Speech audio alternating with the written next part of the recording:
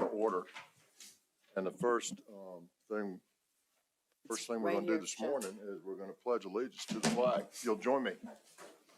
Pledge allegiance to the flag of the United States of America and to the republic for which it stands, one nation, under God, indivisible, with liberty and justice for all. Thank you very much. Before we get into the meeting, just a couple of opening remarks and comments today. And Carol will give us some updates on our agenda, make sure we're all clued in on what we're going to do. Let me say this. I haven't been down to Bristol in a while, some years, I guess. And every time I come, I just sort of get reawakened to this area of our Commonwealth, which is unique and interesting. And it really goes to what we were talking about last night, which is how diverse our state is geographically and people and terrain and everything. We go from the beaches to the mountains and hot to cold and in between, from large population to small population. But when you come here, we always, sort of hear that stat about Wise County being closer to this and that than it is to Richmond. But that's so true, right? So here we are in Bristol. And Bristol is about an hour and a half to Asheville, North Carolina, a fantastic little community. I say little, it's not so little, but it's quaint and nice. And Knoxville, Tennessee is, an hour and 45 away. UT, Johnson City, that's what you think about when you're in Bristol, right? You think about Asheville, you think about Johnson City, you think about Knoxville, Tennessee, you think about things like that because that's what's close to you, right? Not Norfolk, Virginia, not Fairfax County, not even Richmond. Richmond's 5.5 hours away. And so it's just a different place, but it's really very vibrant and beautiful here. I looked out the window this morning and, what a beautiful place and, great folks. And it's good to see a place that is vibrant and is looking good and things are on the move here. So it's just neat to be here, and I wanted to say that. I know a lot of y'all talked about that. Second thing I would say is thanks, Tom, folks, and hosting and Donna last night for being with us. Thank you very much. We had a nice ability to just have some social time together, and that was really nice. And we've got some stuff to do today. And so if you'll just bring us up to speed on today, and then we'll hear from our local folks, and we'll get into the meeting. Well, thanks, Carol. We're going to go with the workshop until 12 o'clock. At 12 o'clock, we will stop for lunch. Lunch is going to be right around the corner in Vivian's, the same place where you had breakfast this morning. 12 to 1. Time to change into something more comfortable. At about 1:20, we'll meet here in the hotel lobby and walk next door to the Country Music Auditorium, receive a presentation on Piedmont Avenue, Bridge Project, and then you'll also have the ability to do a walking tour after that. Time after that tour, 5:30 we'll up for a reception, followed by which is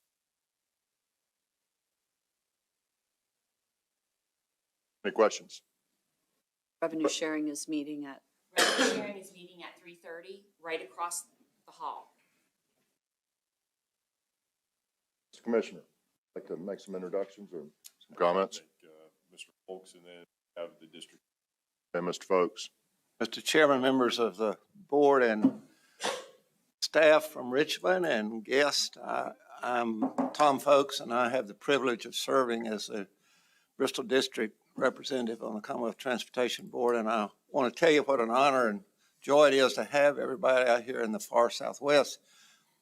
Other districts set a very high bar when it comes to hospitality and entertaining, and I want to thank Tabitha and her staff for rolling out the red, white, and blue carpet to welcome everybody here.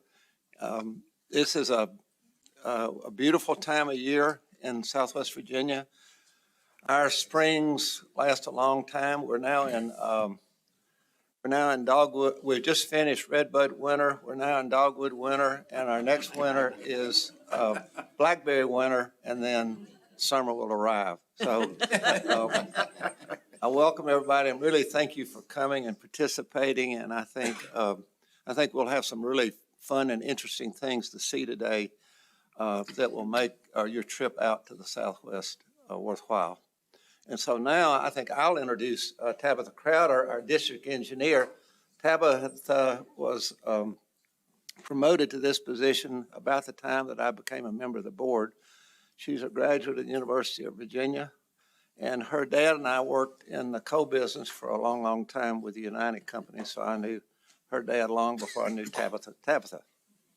Thank you, Mr. Folks. I want to echo the welcome to the Bristol District and tell you a few facts about us that the Secretary didn't mention.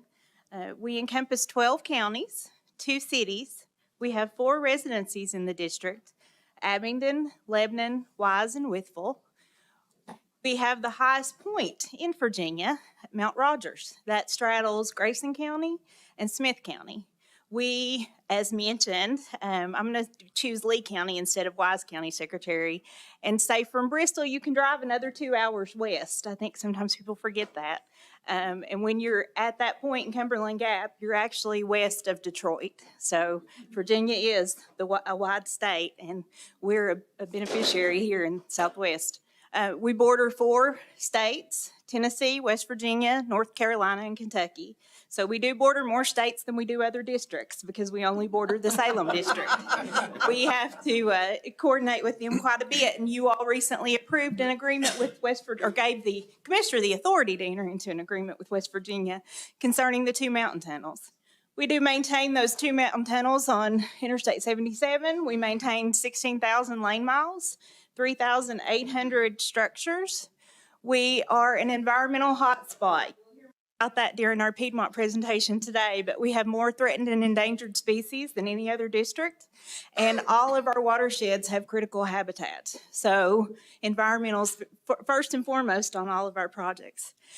Our largest project is Corridor Q. We have several phases of that under construction, and when finished, that will have the 2 tallest structures in the Commonwealth, as well as the deepest culvert. So we're very proud of that construction that's underway. It's very appropriate that the board's meeting this week in the Bristol District during National Work Zone Awareness Week. National Work Zone Awareness Week was started by a Bristol employee in 1997. It was with the idea of educating his employees about the importance of the awareness of the work zone, and since then it has become a national event. So welcome this week, or these 2 days, and we hope you have a productive meeting. Thank you.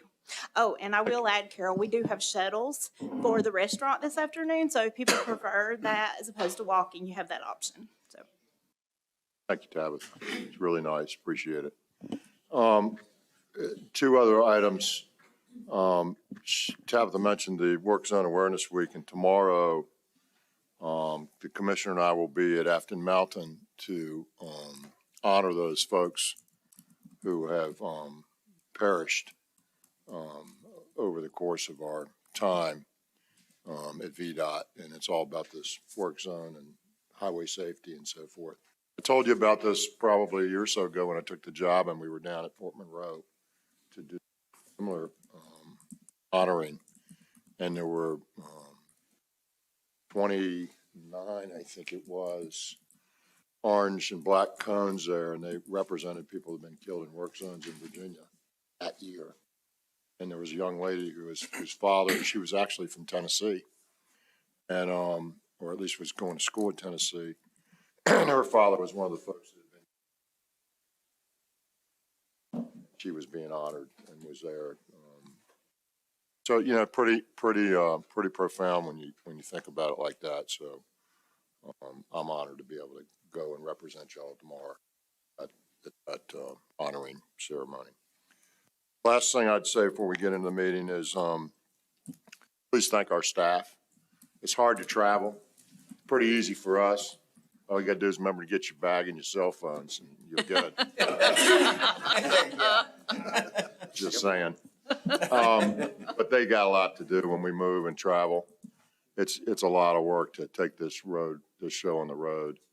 And so just please remember that and thank them for what they do. They allow us to do this and move around and see different parts of the state. And without them, we just couldn't do this very well. So thank you for that. And we did go to Corridor Q not so long ago. I did walk to Kentucky from Virginia. It was a walk across a bridge. It was quite interesting. But again, just what an incredible place this is, and pleased to be back. I would encourage anybody that's watching online, come down to this part of Virginia. It's pretty darn cool. And I promise you, people here will be nice to you, and you'll be glad you came. If you do, and you'll come back again. So thank you all very much. With that, we're going to move into the agenda. The first item is the VDOT Program Coordination Agreement. Angel Dean, good morning, Angel. Welcome. Morning. It's not gonna. Morning, Secretary, Angel, members. there's some donuts up here of too, the if you want board. some from the fine bakery in town. I think once I get to the end need of a little- number 3, that will be. We're going to have some donuts Yes, then? yes, Okay, sir. all right, Yes, let's sir. go. Okay. The Secretary, members of the board, I'm here this morning to first discuss with you the Transforming Rail in Virginia program. Specifically, this presentation is meant to tee up a request for you all to authorize the commissioner to enter into agreements to support the program. So I'll jump right in. So, quick overview of the see from the graphic as well as the text down the left-hand side. This is quite an extensive program. This demonstrates the size and scale of it. It crosses 3 primary geographies, the 95 corridor, the Western Rail corridor, and the Richmond to Raleigh S-Line corridor.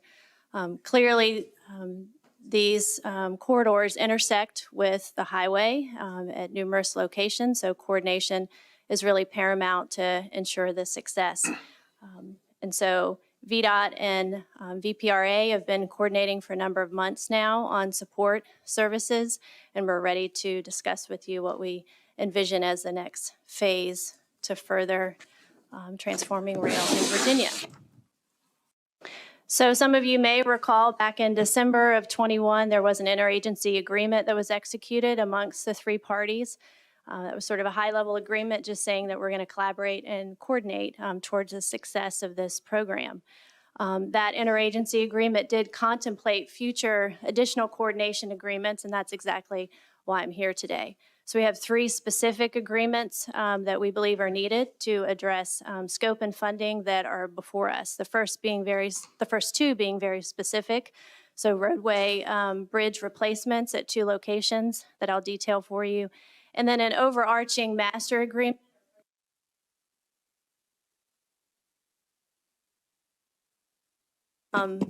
Good. Okay. That will govern much of the work, we think virtually all of the work going forward. Okay, so first the Leland Road bridge replacement in Stafford County.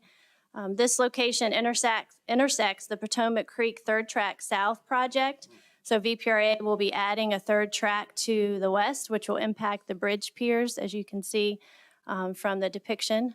VPRA will fund the project and lead the design and construction with significant VDOT oversight, and then VDOT will lead the right-of-way acquisition. This, as well as the next project, the Washington Highway Bridge project, are being set up a little differently. They're needed in the near term. These projects are to be delivered by the end of calendar year 26, so there was a need to have a fast-tracked approach to executing these projects. They're virtually the same. Again, VPRA's project necessitating the need to move the bridge piers, thereby replacing the VDOT asset above the tracks. So next is that overarching program coordination agreement. This master agreement will cover the entirety of the program. It provides the basis for which VDOT will expend funds and be reimbursed. That interagency coordination agreement from 21 didn't quite extend to that paradigm. So we've developed this agreement to cover key points of what we know now in terms of needed coordination and VDOT support, and you can see those listed on the screen. Information sharing being one of the key amongst them to ensure the success of the program overall, but certainly where the rail and roadway intersect. It also will allow us to add scope into the future on a case-by-case basis as we learn things, as we move through execution of this program, and as we develop different means of collaborating and coordinating amongst the three entities. So with that, the next steps are to finalize the forms of those agreements. They are nearing completion, and then returning to this board in the next month or two to seek that resolution authorizing the commissioner to enter into agreements, to execute those agreements. I'll take any questions.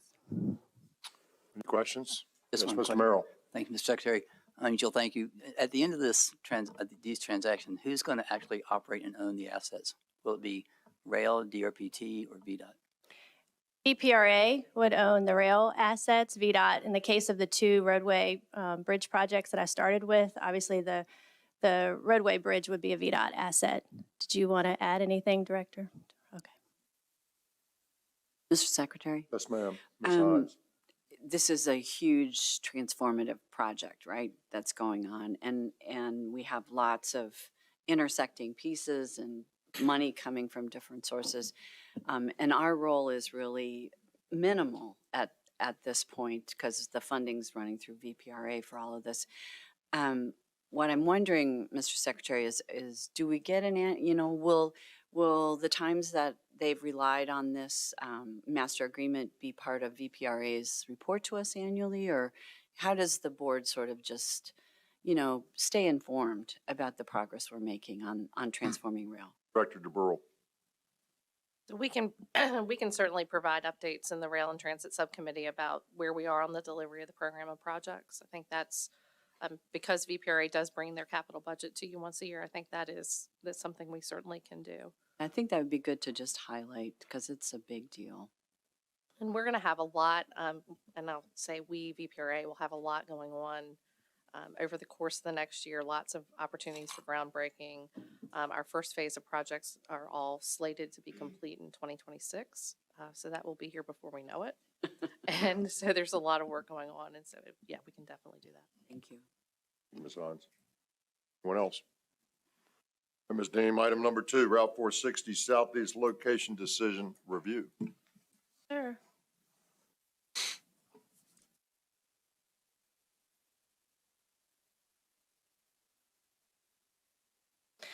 Mr. Secretary, members of the board, our next presentation is on the Route 460 Southeast location decision.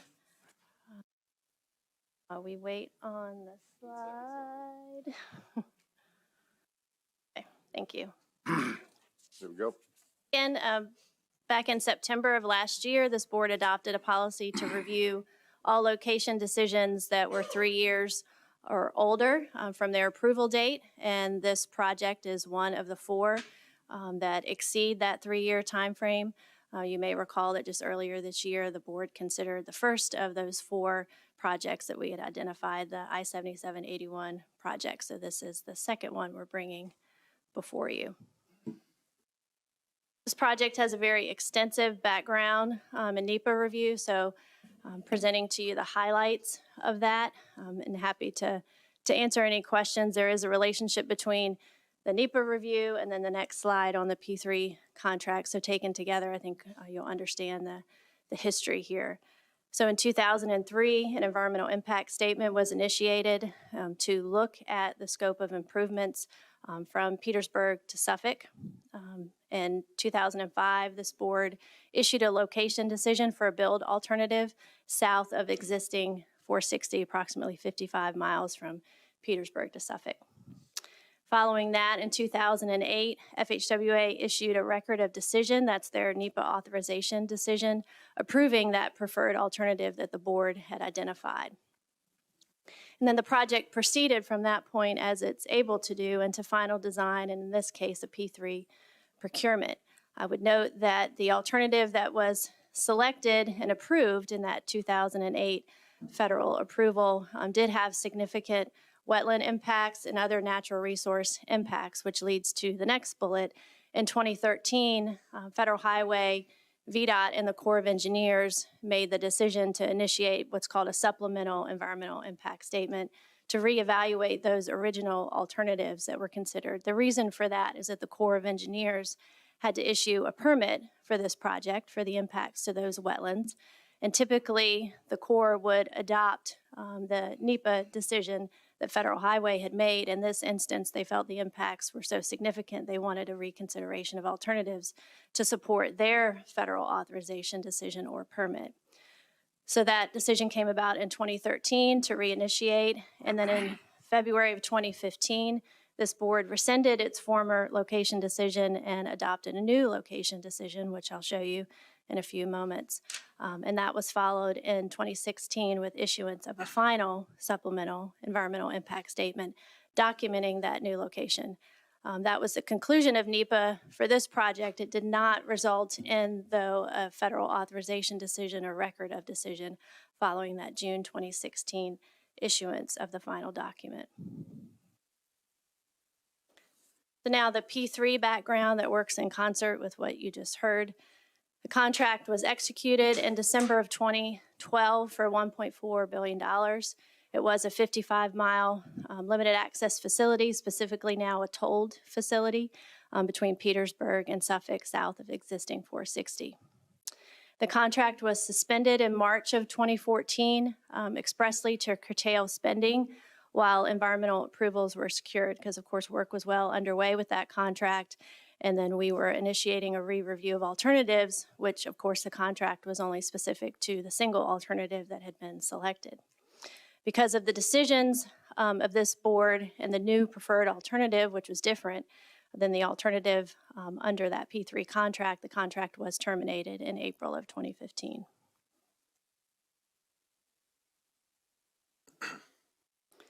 Okay, and as we typically provide to you, just a background of the purpose and need. This is largely the same as the purpose and need from the original EIS with some small exceptions, but the needs that were documented in the EIS were to address roadway deficiencies and improve safety, specifically looking at the truck traffic along this corridor and other things such as emergency evacuation. So all the new alternatives that were studied in the supplemental were tested, if you will, against this purpose and need. And here's a graphical depiction of the alternatives that were considered in the supplemental.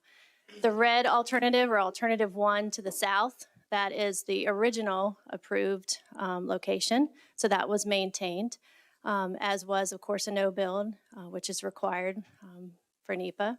And then you can see the other alternatives, another new location, alternative to the north, and then some variations along the existing route. So improving existing 460, improving it and bypassing the towns, and then some variations thereof.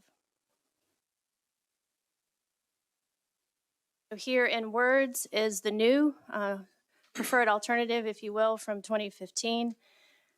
I would point out that from 295, Interstate 295 in Petersburg to a mile west of Zunai, the no-build was selected, so approximately 36 miles of no-build. And then the remaining extent of the corridor selected a build alternative that improved the existing facility. It went around the town of Windsor and then to the south of existing 460 until its connection with Route 460-58 interchange in Suffolk. And the graphic probably does a better job than the words of depicting the corridor. So as you can see, the no-build is selected for the majority of the corridor, and then the yellow line shows that new preferred alternative, obviously very different than the alternative for which the P3 contract was executed.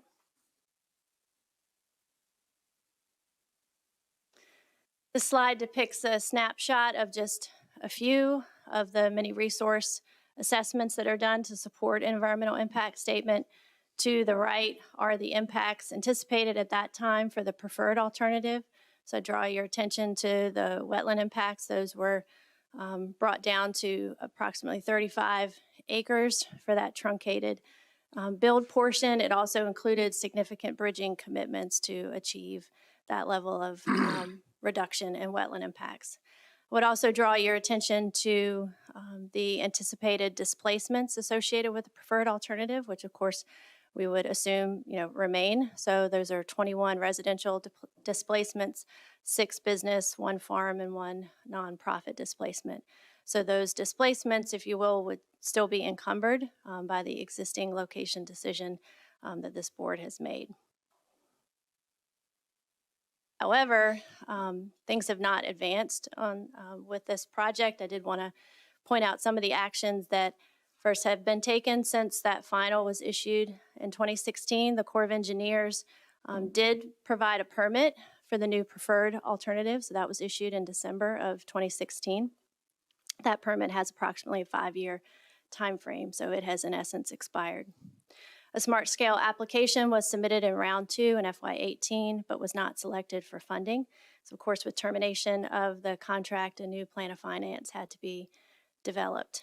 The project was then subsequently removed from the region's constrained long range plan in January of 2019. And as I already mentioned, Federal Highway has not issued the record of decision due in large part to the lack of funding or fiscal constraint, which must be demonstrated for them to do so. So with all of that in mind, our recommendation that we intend to bring to you next month would be to rescind the 2015 location decision. Should the board choose to take another posture and want to advance this location, this is a list of the things that would need to be undertaken to do so. First and foremost, funding for the project. We would need to reevaluate NEPA because of the time that has passed. Obviously, that could bring about yet another variation on that approved location decision. And then to support construction, a new Corps of Engineers permit would have to be issued. With that, I'll take any questions. So that's a really long way to say they tried to do something in the past. It got hung up and rung up in the environmental process. The entire thing collapsed. The region is no longer pursuing it. It's not in the constrained long-range plan. NEPA has expired. The location decision has functionally expired. And no one's looking to try to go forward in the region because it's not in the plan and it has no funding and it has no NEPA, nothing. So is that fair enough a statement, Angel? I think that puts it quite bluntly, sir, yes. And oh, by the way, the preferred alternative, which is now functionally defunct, goes through other projects that we're looking and trying to do that are important to the region and important to the area. And as we've said before, we want to be very thoughtful as we think about these things, because if there's real opportunity to go forward, and I think that's a different decision perhaps on this 3-year review than it is if there's not. And I think this is one that there's not. So, other people, yes. I just Mr. Yates. have a question. How much money and time has been expended on the project today, roughly? Too much, but that's years ago, 300 million? years ago. There were $252 million in payments towards the P3 contract, but that does not include the VDOT resources for the 2 iterations of NEPA review and permitting work. I don't have that number, but surely This goes approaching back 300 8 million. years, Cash, 8 250 years. million. Curious. Dr. Smoot. Mr. Secretary, apart from all this other information, was this going to be a toll road? Initially, yes. And I shouldn't say initially. When it was finally sort of finished, the conceptualization was going to be a 55-mile long toll road. so the CTB at that time bought into the tolling highway, not an interstate, but a highway. They did. Thank you. Yes, sir. Mr. Gaspowitz. Thank you. So I think this is necessary housekeeping for this board. I'm glad to see this process proceeding. We started this several years ago. And I know, Angel, do you have several other projects that you'll bring to the board ultimately that are currently under reservation with EISs that have expired? 2. Two, okay. But I think it's good work, and Angel used the word encumbered, and I think it's very important that our actions don't encumber people's property for extended periods of time if we have no possibility of pursuing those projects. So thank you. What else? All right, Angel, item number 3. You're on a roll. Trails office update, please. Yes, sir. In December,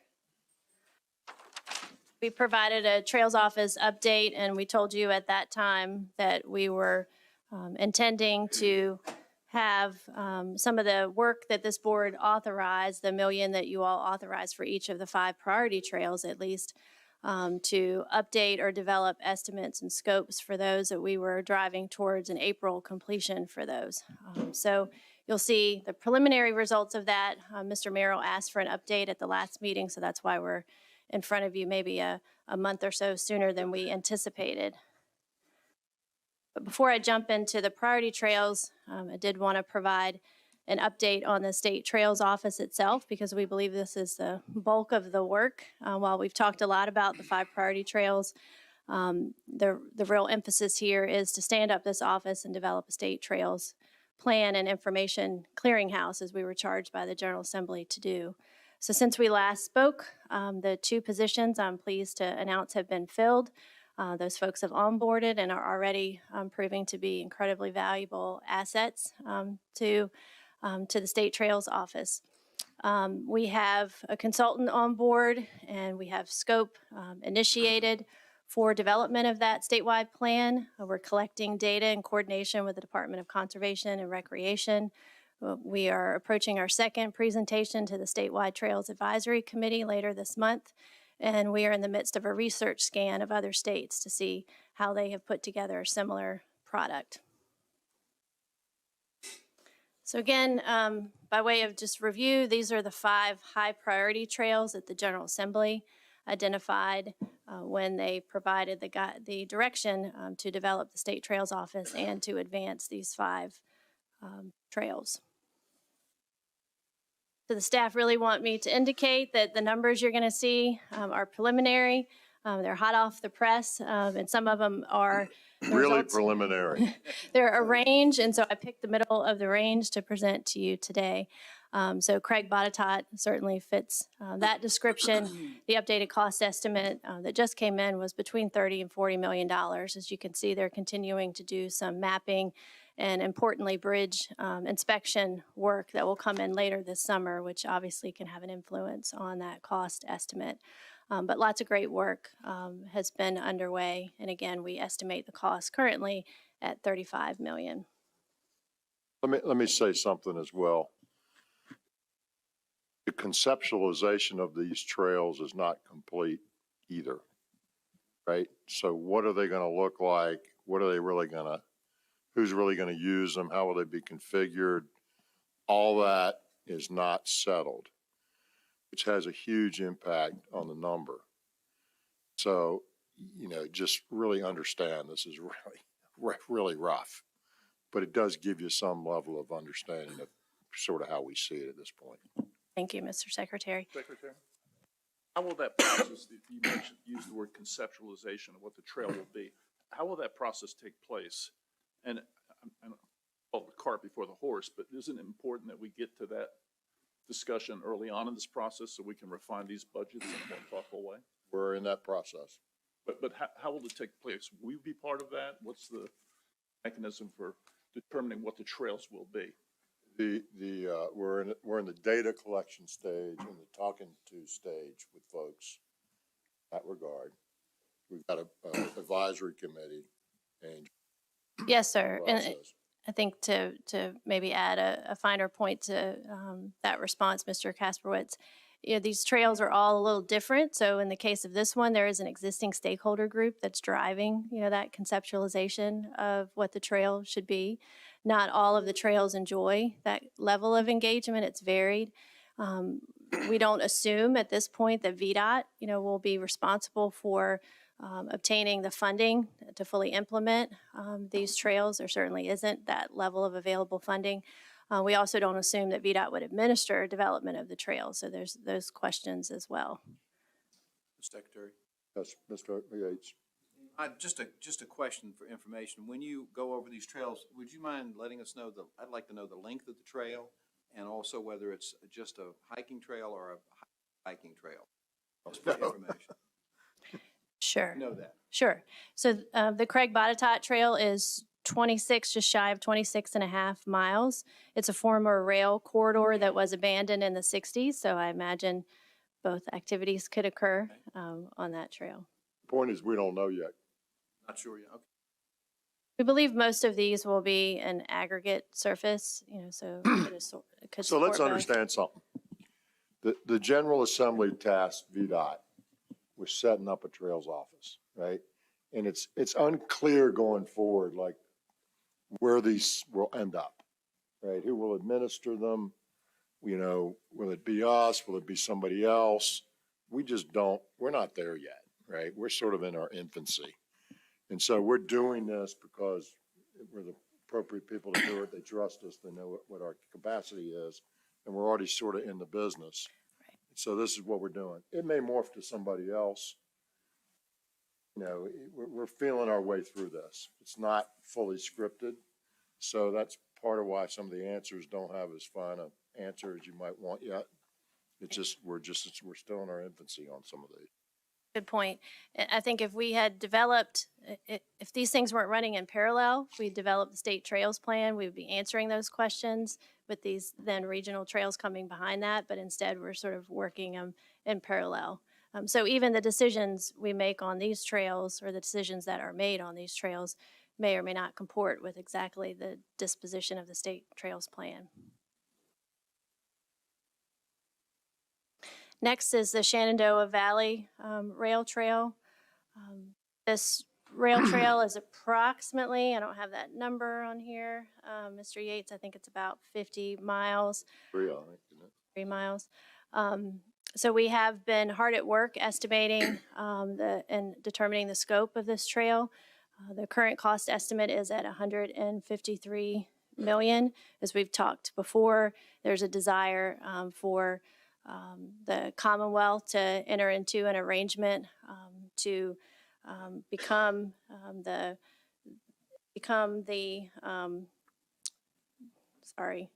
rail banking arrangement where the Commonwealth would take responsibility for the corridor. That decision has not been made as of yet, but we've proceeded with the cost estimation activities. So determining the Commonwealth's role in the delivery, whether it be for the right-of-way acquisition or actually maintenance of the trail, as well as that further concept alignment, refinement are needed to advance this trail.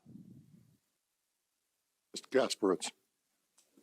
Angel, I understand there's a fairly serious effort underway by a local business group in the Shenandoah Valley to consider the use of this existing rail right-of-way as a dual-purpose rail/trail. Are we engaged in that discussion with them? And if so, I know that they had conducted a preliminary study. Are we coordinating our efforts to see if there really is an opportunity to have both in that corridor? Let me, yes, and yes. Good. Thank you. So we're basically talking to everybody, right, that has an interest there and trying to come up with recommendations that we think make sense. So we're not ruling anything in and we're not ruling anything out till we get to the point where it makes sense to do so. It's good. So we're talking to everybody. Mr. Secretary, Yes, sir. it would help. I'm also aware of some groups that have this interest. If we could give out, when you say we are talking with everybody, if we could provide that mechanism and the notice of who the we are so that these groups could be channeled to that point, whoever that is, that would be really helpful. State Trails Office and Rachel Jones in my office are who are in charge of that. Rachel's the lead on it from your office perspective. Office, yeah. Excellent. Okay. Thank you. Good. And I'll just add And to. she's been somewhat engaged with that. I've been somewhat engaged with it as well. There's when you deal with a rail line, there's, you know, you got to deal with the railroad too, who owns it. So, you know, a lot of people have these discussions and they don't talk to the railroad. And I'm not saying in this case, but they have these ideas and, you know, the people who own the rails get to decide their piece too. And so there's, you know, numbers of moving parts there. Well, I would add that I had the pleasure of driving down to this meeting, unlike my colleagues who were able to fly down. I noticed as I drive down 95 in the area of this facility, a lot of new industrial development going on. So I think if there is a potential. 81? Yeah, it's 81? remarkable how many sites were. He said 95. Oh, I'm sorry. My apologies. 81. He had a much nicer ride Yeah, on 81. much nicer ride. In any event, a lot of activity that might benefit from the continuation of that rail service in the future. And I would just add to respond to Mr. Lawson, we will have a board at each of the 6-year plan meetings coming up for the Trails Office, and on there we will have a QR code for a survey that folks can fill out, and we've just established an email address for the State Trails Office to try to help channel all those questions and requests for information. And let me say this for all of us, you know, this is in its infancy, as we said. These are important decisions, right? And we don't want to make the wrong one because it's very hard to go backwards. And so we're gonna take the time that we need while still moving expeditiously to make sure we get as much input and as much information as we can so that we make good decisions. So we're not going to be able to tell you next week or the week after that or next month or the month after that probably. It's going to take a little bit of time, but we want to do it thorough. We want to do it right to the benefit of the citizens. So that's the plan. Yes, sir, Mr. Merrill. Yes, Mr. Secretary, thank you, Angel. Is it fair to assume that the reason the cost delta, preliminary cost estimates on the 2 trails in terms of mileage and cost is because of the bridges and ravines that would be impacted on the Shenandoah Rail Trail versus the Bodetort? Versus the, I'm sorry?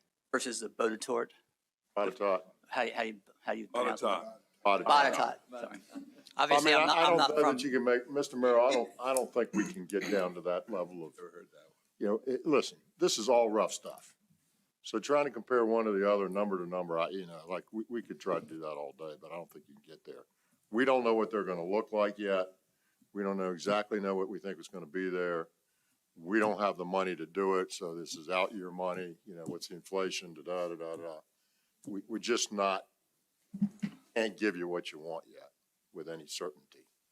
I'm not asking for certainty, but with all due respect, we came up with an estimate for $35 million for 26 miles, and we came up with an estimate of $150 million for 52 miles. So it ought to be something that at least could say in general because of rivers or bridges or, you know, just something. I would conjecture the extent of bridging as well as this trail will require a cost associated with the railroad acquisition. Listen, we don't know these numbers are even close to real.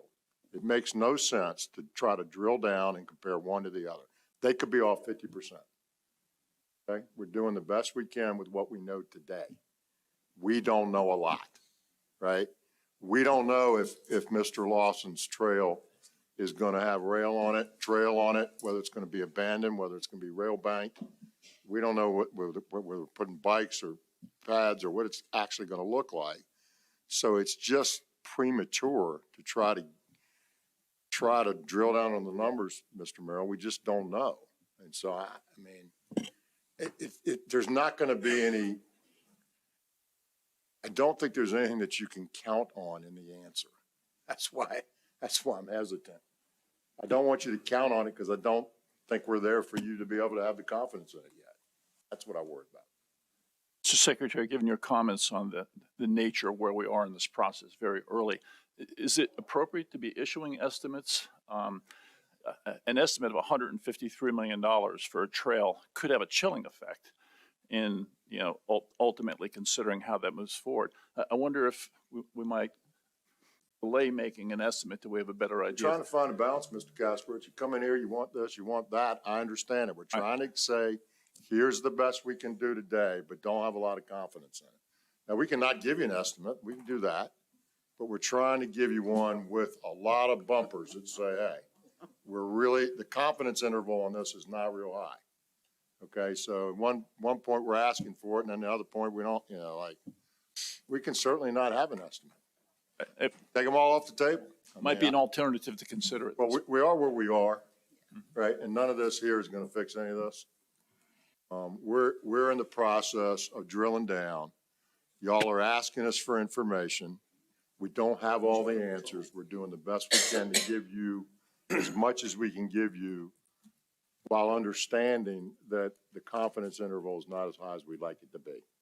So we cannot give you any and say we just don't know, or we can give you some and say we're not really comfortable with the confidence interval.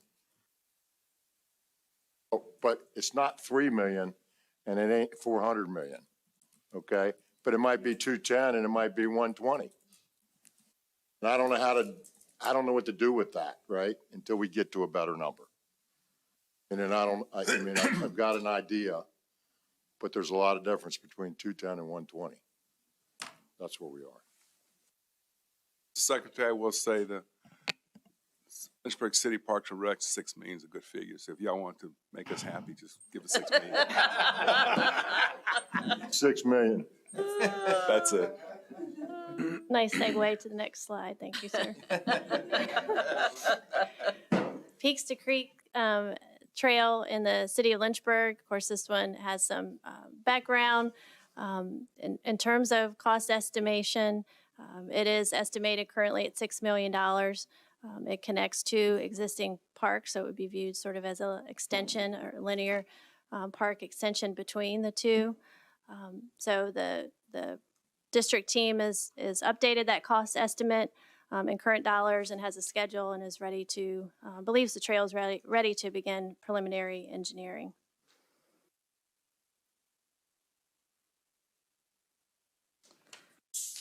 Okay, Tobacco Heritage Trail. I think this one will show the contrast amongst some of the others. So our cost estimate for what you see in blue there, and that was the description that we understood was the intent of the General Assembly when identifying this priority trail. The cost estimate is $3.6 million. However, we talked about this back in December, but I'll just repeat, that extent does not connect this portion of the trail to the remainder of the Tobacco Heritage Trail, which is that line you see in purple. So there is a gap there, and that gap, Route 58 runs in the middle of that gap.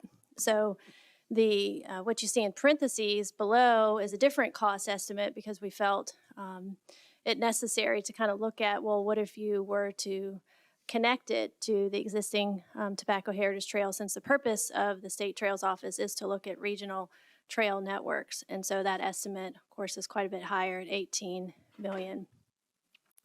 So there is some ongoing engagement with the Southside Planning District Commission on this one, and the Tobacco Heritage Trail Master Plan update should be coming out any time now, which may help further inform where this segment sits amongst their priorities, if you will. Now, on the next slide, to your point, Mr. Merrill, this is one you can have some confidence in because we're far enough down the road with this and there's some validated estimates and there's a lot of work that's been done. So we have a lot more confidence in these numbers than we do in the ones we've just started with. We don't even know what they're going to look like yet. So this next one, I think, is more what we want to bring back to you on all of them. Yes, sir. So the Eastern Shore Rail Trail, as we talked about last month, is probably it is the furthest along of all the trails. A lot of active work by the very active stakeholder group supporting this trail. We have a validated cost estimate of $59 million.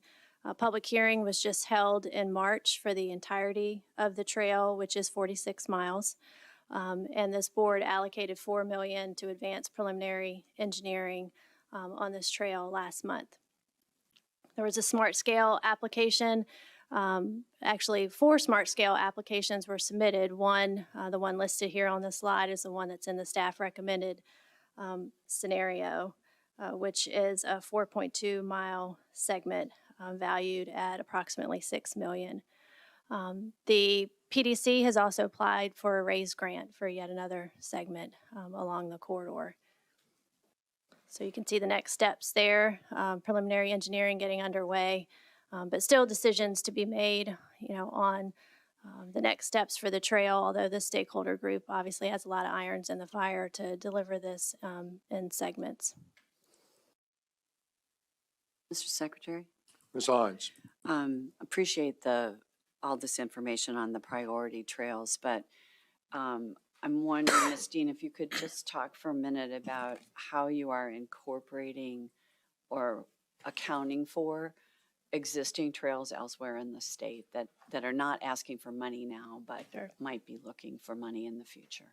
Absolutely. So next steps is to launch the State Trails Office website, and we will put on there that data collection that we've obtained to date.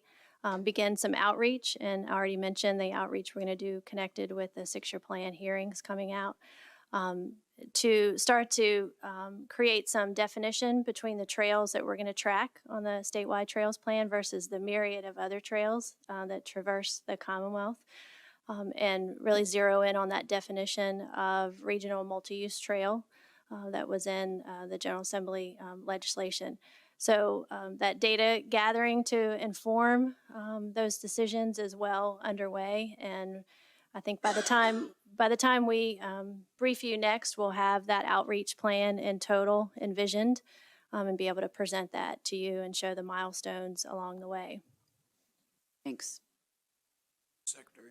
Sir, Mr. One Yates? last comment from me. As a proponent of e-bikes, I would like to make sure that those are not prohibited trails, and strongly advise bikes and not trail. Understood. And again, VDOT may have no ownership in the trails or maintenance responsibilities, but certainly take that comment. Thank you. Mr. Secretary, Sir, Dr. Smoot? I'd like to share a word of concern with the newly formed State Trails Office and those responsible for it. While I appreciate that these numbers must be very preliminary, I'm also concerned that a number that was somewhere around $100 million, now in excess of $250 million once the State Trails Office got involved with it. Now, I don't know what the right number is. I don't think anybody knows what the right number is. But the State Trails Office needs to be focused, in my view, on delivering trails that the public can use at the least cost.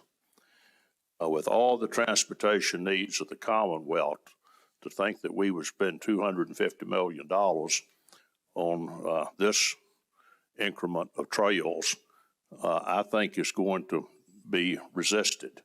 I've already heard from people in my district at the Craig Body Tot Trail, which last year was estimated at $12.5 million, is now usually at $35 million.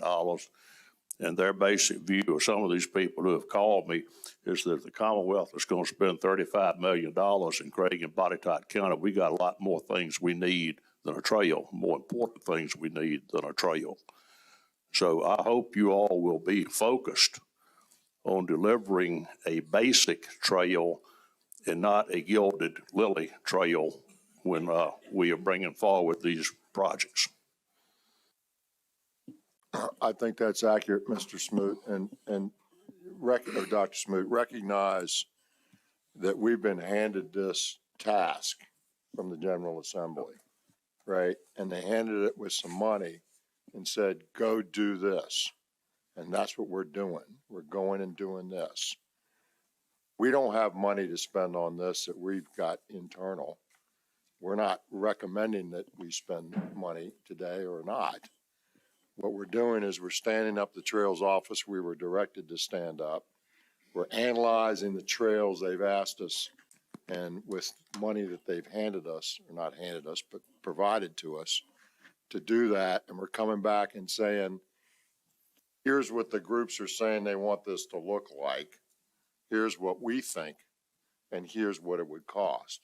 And we're just so early in that process that we don't know what we think it needs to look, what the groups want it to look like. And once we get to that, then we can get some more cost data. I mean, I share your concern, but it's not like we're driving this to go spend more money. What we're doing is we're doing what we were asked to do and trying to do it really well. And that's because they trust us to do that because we have a good track record of doing these things well. I hear you. And, you know, this isn't a policy change that we're making to drive transportation money into trails. There's none of that here. We've simply been asked to do something, provided general fund money by the General Assembly. They said, go do this, and we're going and doing this. And where that leads us, I don't know yet, right? And so just let me be clear about that. Right. Um, And this exercise will clearly show the delta between the funds that have been authorized and the needs associated with the 5 trails identified. And again, just to restate, we don't assume that it's the Commonwealth's responsibility to fund the delivery of these 5 trails. We've just been tasked with developing updated cost estimates based on the best available information. This board has authorized $1 million for each of the trails to do that work. And so we're at the very early stages of that work coming in, just in time for this update. And we'll continue to have conversations with you all about the next steps with these trails. Let me say one other thing. When I was on the board, I think the first time, going back to that 460 stuff, we were completing the Capitol Trail, bike and ped trail.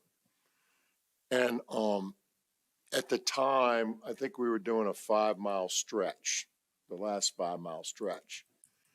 And it was like $5 million. Like, wow, $1 million a mile, right?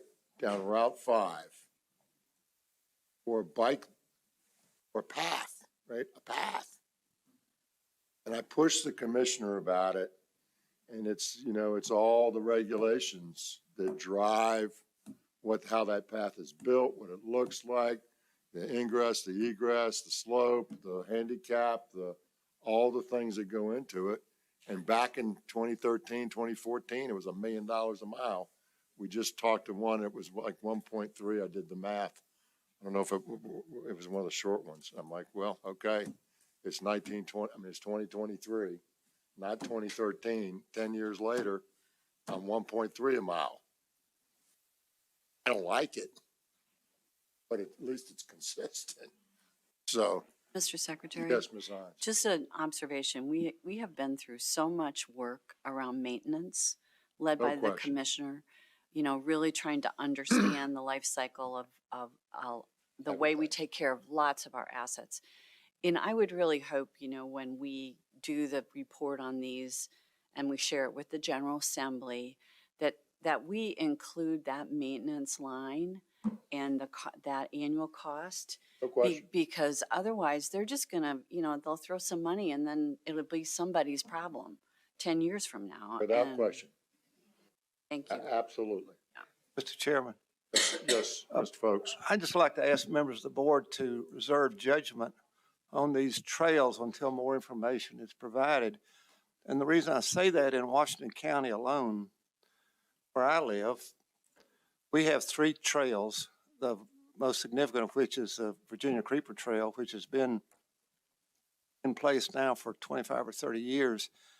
And I cannot tell you the economic impact that it has on the town of Damascus, the town of Abingdon, Washington County, Virginia, and the city of Bristol, Virginia. Bristol, Virginia, along with Washington County, is just completing the 3rd trail, the Benhams Trail, from here, the community of Benhams, north of here. I think ultimately we'll go to Scott County, Gate City.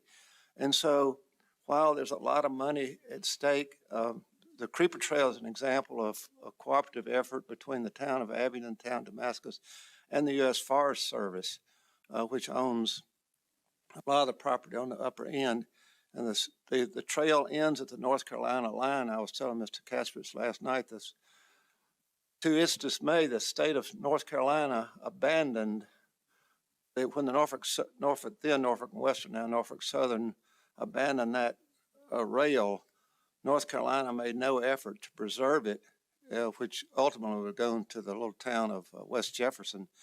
And it has cost them untold millions of dollars in lost revenue. And I think it's probably too late, although efforts are being made to restore that portion of the trail. So You know, it's costly, but in terms of economic development, tourism, many, many things, I think we'll get our bang for our buck if we do it right and reach agreement with all the parties that are participating in these decisions. Thank you, Mr. Folks. What else? All right, thank you, Ms. Dean. Next item on the agenda is the Airport Access Program, Mr. Russ Dudley. Morning, sir. Morning, Mr. Secretary. Nice to see you. Good seeing you. Good morning, members of the board. So this morning, I'm going to provide you an overview of our most recent airport access program allocation request from Henry County. Because we don't get a lot of these requests, I'm going to give you an overview of the program. It operates much in the same way that our recreational access or our economic development access programs operate. It provides funding to construct new roads or upgrade existing roads that serve public use airports, whereas the other programs we work with, Virginia Economic Development Authority or a program, or DCR, here we work with the Department of Aviation when we allocate these funds. The maximum allocation, state allocations for these projects is $500,000 in unmatched funds and $150,000 of state match funds. And this is a CTD policy. These are numbers established by the board. Just for your information, I believe the last time we did this was in 2012 for an airport in Grundy. So it's been a while. And while we were reviewing these, this project, we were asked where the money comes from, and the allocations are provided from the same budget that the Economic Development Access and the Rail Access programs from their budgets.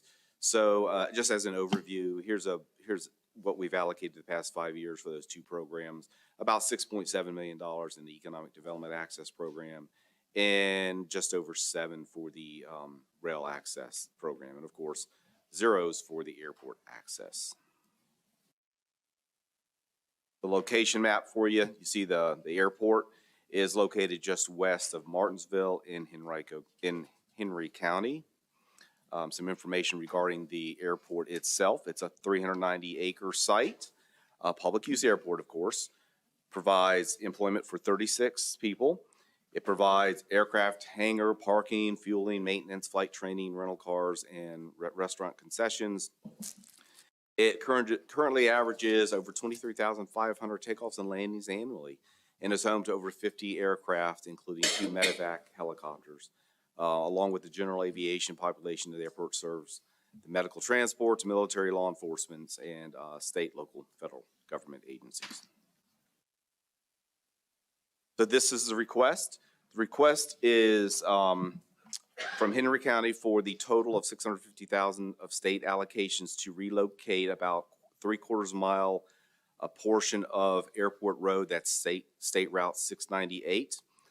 That is because the airport would like to extend their runway 998 feet, and the existing State Route 698 will end up in the runway protection zone where you don't want any objects. Total cost of the project is $4.7 million. So the locality and the airport authority will cover the difference. It's an illustration of what's going on here. So you see the proposed extension of the runway. You see how close it is to the existing road, which is in blue. The red is where we propose to move the road, and that will pull it out of the protection zone. We looked at several options to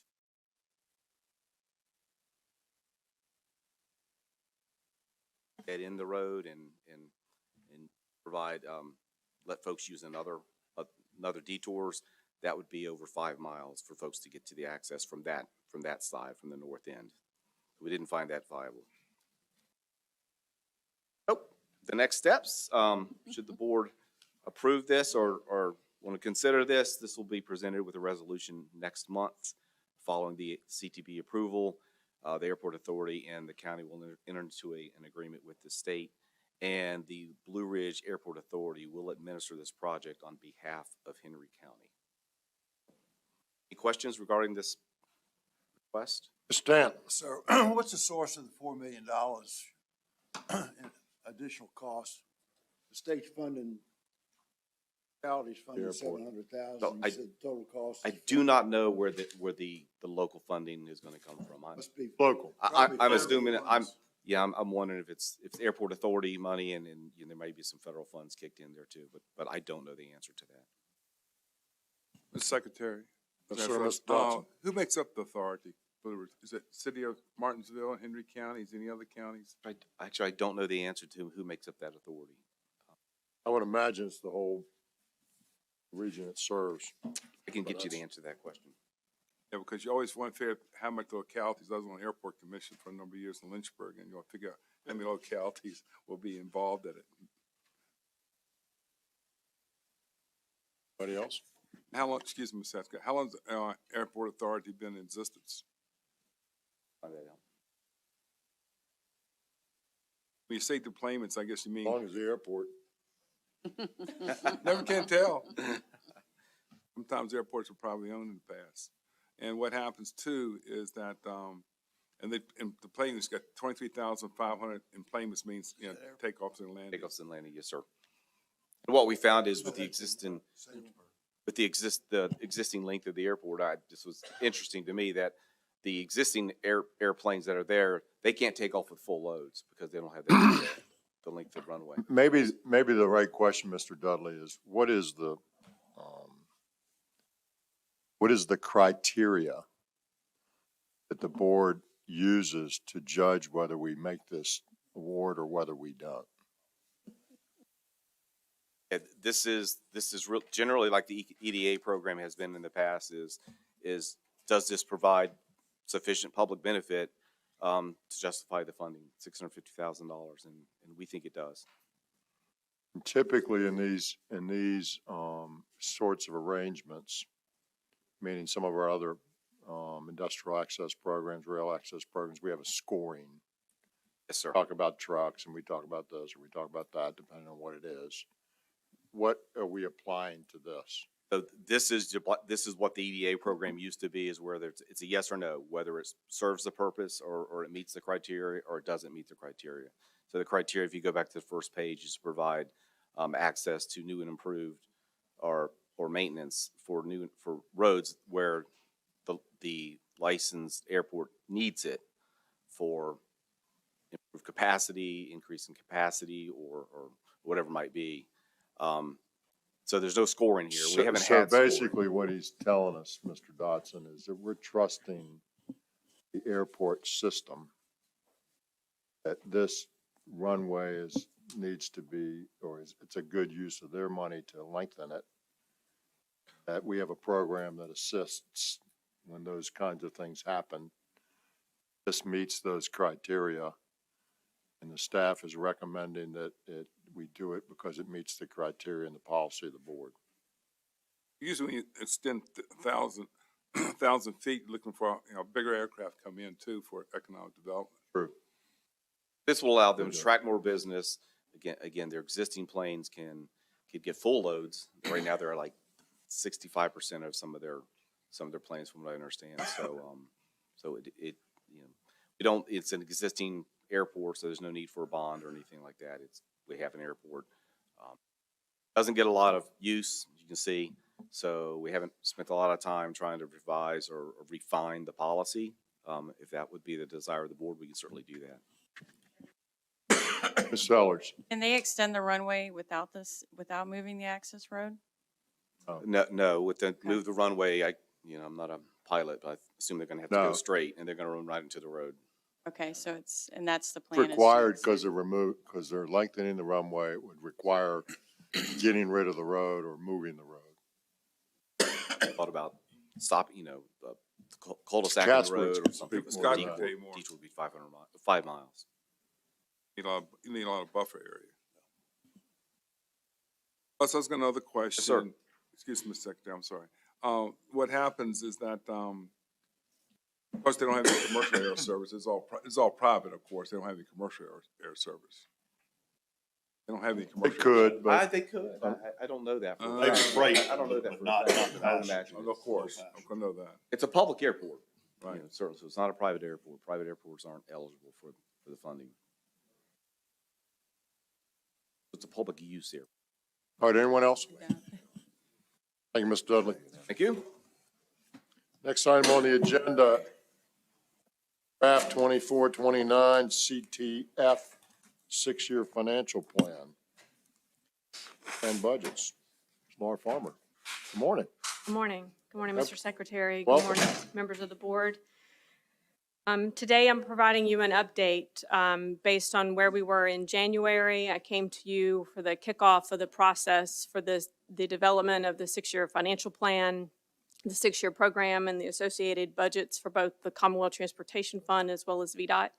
So today, I'm here to provide you changes since January, as well as adjustments that are necessary based on monies that are now incorporated into the program and what you'll see in the draft later today. So as an update, the 6-year financial plan contains planned funding that flows through the Commonwealth Transportation Fund from the state sources to support highways, rail, transit, ports, aviation, DMV, and the Spaceflight Authority. Our preliminary view of the financial plan allocates up to $55.2 billion. It includes debt supporting Route 58 corridor as well as the I-81 financing plan of $879 million, transferring just shy of $6 billion to the 3 regional authorities and the WMATA Capital Fund. It includes $570 million of dedicated fuel tax revenue to I-81. This dedicates $16.2 billion to maintenance and operations for both VDOT as well as localities, and provides $17.9 billion for construction. And of that amount, just over $4 billion is anticipated to be provided by others.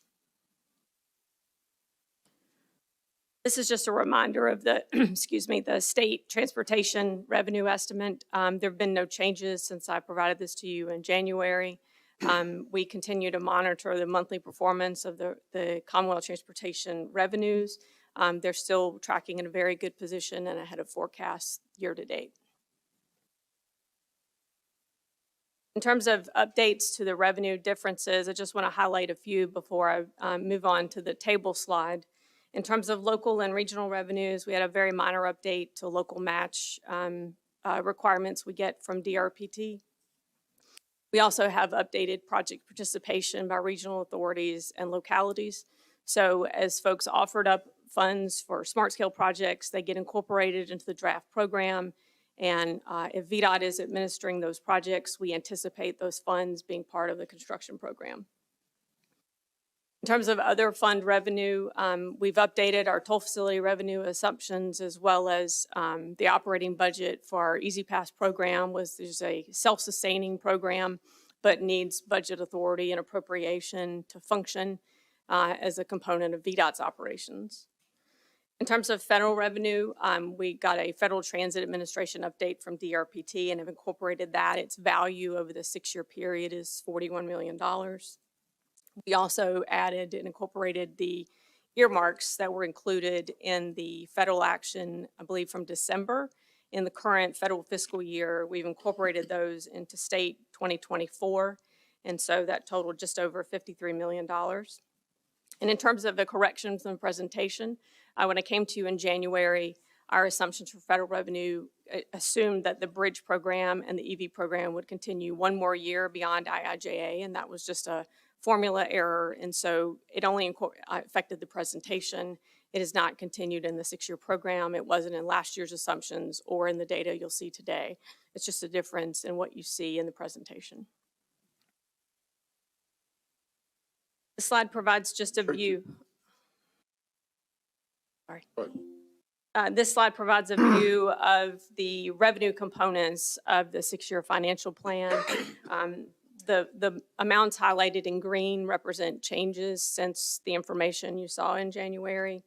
As we look towards the 6-year picture, we also have over this last several fiscal years, we have increased allocations in our other fund revenue. I just want to highlight what that represents. It includes the fuel taxes for I-81. It includes the supplemental fuel for district grant and the dedicated transit funding that we get from the concessionaires that are planned for both 66 and 395. All of those arrangements, as you've seen over the last several years, they continue to be incorporated into the financial plan. And it also includes our toll facilities as well as Easy Pass and other miscellaneous revenue to the department. Most of the growth and all of the growth in the CTF you saw in January, and we just have minor updates and incorporating those local and regional revenues and updates as we continue to refine estimates across other programs. This slide just provides a picture of those allocations as we change numbers for earmarks and other projects that are dedicated revenue streams within the construction program. That's what's altered the total construction value here. We also work with our friends at DRPT and Passenger Rail Authority to ensure that we're presenting to you the 6-year picture of what represents their budget and the distribution across categories. This slide provides the picture of the draft fiscal year 2024 budget for the Commonwealth Transportation Fund, which incorporates all of the pieces and parts across all the modes, totaling just under $9.7 billion, which is an increase of 1.7% to the budget you adopted in October, where we incorporated some adjustments coming out of the General Assembly. The pie graph provides a breakout of those components, showing that the Commonwealth Transportation Fund or state sources represent almost half of all funds available to transportation in 2024. The slide provides the recommended allocations. It's important to note that outside of funds provided by others, formulas and growth factors really derive how much goes to each category. For VDOT maintenance and localities, it represents 28% of the total budget. For construction, we're at 36% when we include regional and local funding contributions to projects, and rail and public transportation is 9%.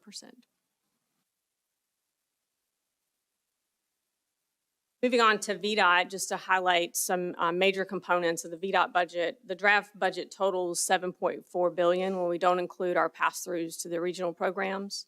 Inclusive of those, it's at $8.4 billion. We've also incorporated those federal earmarks I mentioned earlier because they have to flow through the department to get to their recipients. Also wanted to note a major function of the budget for VDOT is when the Highway Maintenance and Operating Fund has an expected deficit, we have what is called crossover in terms of the state money that is needed to support the needs of the HMOF. There are two components when we view it. As I brought this information to you each year in the last few years, I've included the state share. I also think it's important to highlight how much federal money we plan to deploy in our maintenance program, because the two things together is really what supports the maintenance arena. And so our total is $724, which includes $282 million of federal funds. This graphic I included, I've used it over the last few years with new CTB members for orientation to kind of lay out how we determine funding. And so in this graphic at the bottom of the Transportation Trust Fund distribution, you see the share for construction program at 53%. And then you see a diamond shape for the HMOF deficit. Once it is determined that the HMOF cannot fully fund the commitments made for VDOT maintenance, financial assistance to localities, the administration of the department, and the support to other state agencies, there's a transfer that is calculated, and that's where the state money required to go to the HMOF is derived. And then on the right-hand side, you see we also deploy federal funds to supplement our maintenance funds. And those two components together help support our maintenance operations for both VDOT and localities, as well as agency operations. This slide provides perspective on the components of those items, both the federal funding that we provide for VDOT maintenance as well as the state crossover and the planned transfer, and provides some last fiscal year, the current year, and the proposed in 2024. What I'd like to highlight is last year at this time, as the federal bill was fully funded, as the CFO, it was determined that we needed some support from our maintenance operations to fully obligate our federal commitments. And you see a bump in the federal allocation in 2023. We're reviewing that information right now and the proposed draft program to see how we make it through between now and September 30th to determine if we need to make a slight adjustment again.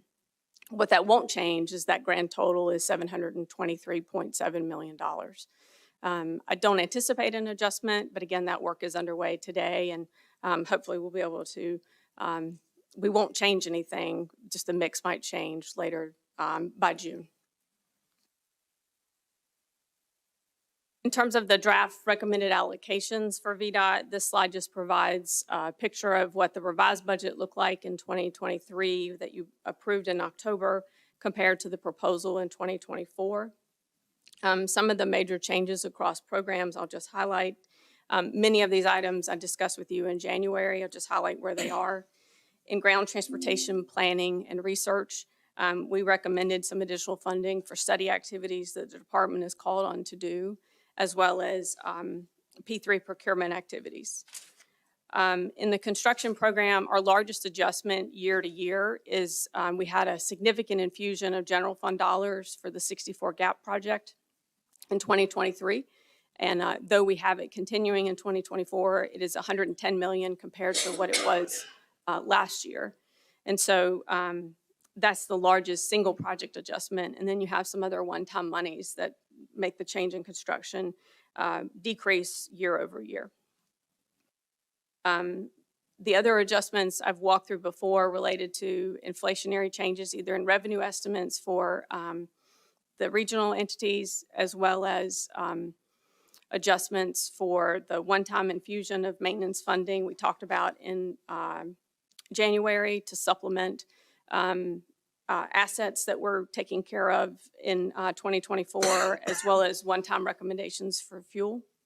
Those for both VDOT and localities totaled $191 million for 2024.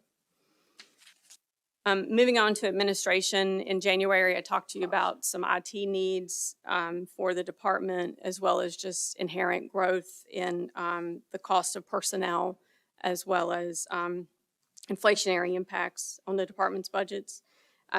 For VDOT capital outlay, we have a need in Hampton Roads to address the finished relocation of the district operational activities, and that represents that $20 million increase year over year. And just the last thing I'd like to highlight is most of the reduction to the support to DRPT and Virginia Passenger Rail Authority has to do with a 2021 General Assembly initiative to provide $83.5 million. We completed that commitment in the 23 budget, and 83.5 of that reduction represents that change. Otherwise, it's changes to state match provided to projects in the program.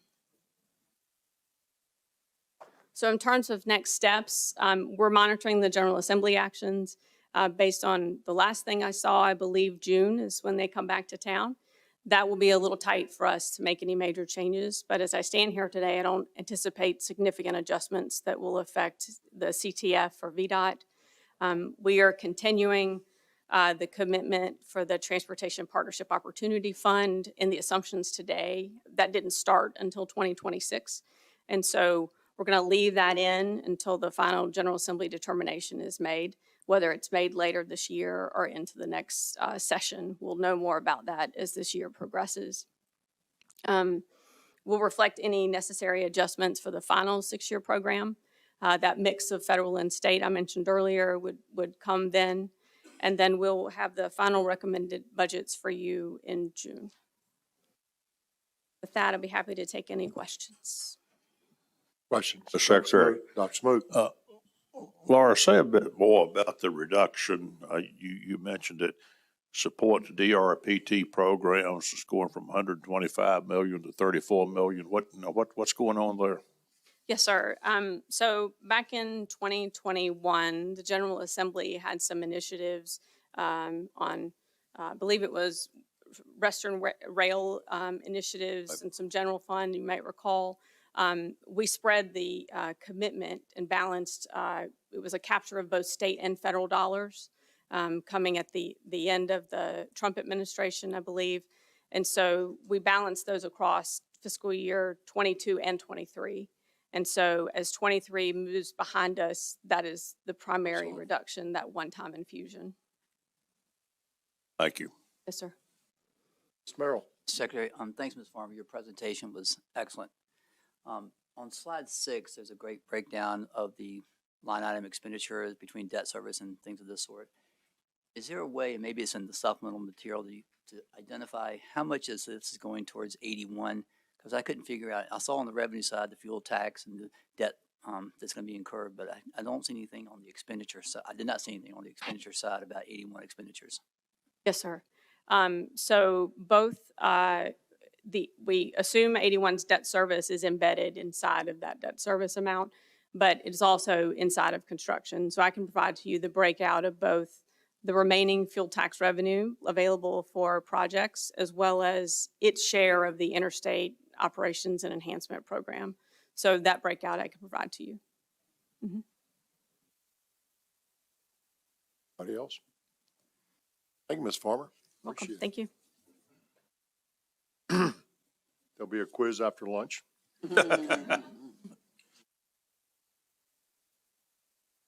Mr. Burrell.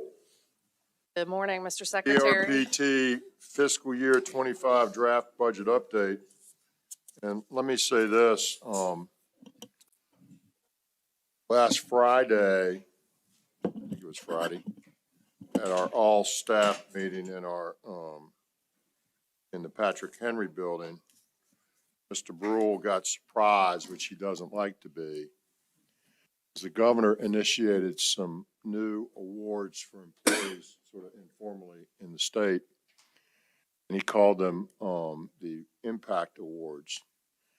Mr. Brule was one of 3 winners of a Impact Award as an employee of the Commonwealth, of which there are many. We have 10,000 in our secretariat. I think there's 50-some thousand or something in the state. So one of 3 people in the first round, she was selected. And the reason that Jennifer was selected is because of the work that she's done at DRPT, as well as the work she's done in state government over a long period of time. But particularly over the last year, she took that role on and has had lots of reorganization. But most importantly, as we went around and did our agency reviews, and the governor meets and reviews each agency on site, talks to their folks, and he gets a presentation, something I will add that no governor's ever done, and at least we know in recent history, meaning the last 50 years. And so when we were there, she told us about some money that had been driven into her administration pot because of the way that the budget numbers work and the way the code flows. She didn't need that money. And so, unlike some who would have said, well, we can spend it on this, or we could do this nice thing or that nice thing, she said, I don't need the money. I'm giving it back and putting it back in a programming where the money needs to go. And so that caught his attention particularly, and then he asked lots of questions, as he does. And in any case, thank you for what you're doing. So if you see her walking around with this big gold basketball in a stand, you'll know that that's the Impact Award. I threatened to have somebody follow her around with. We're not going to do that, but it was fun and well deserved, ma'am. Thank you. Thank you. I still do not like surprises. I know you don't. So I am here today to brief you on our fiscal year 24 draft budget. The secretary mentioned I've done a lot of work with the agency over the past year on the budget, including serving as the acting CFO since the 1st of July of last year. So I'm here as the acting CFO. Just to give you a little bit of background, coming up later in the agenda, our team will present our 6-year improvement plan.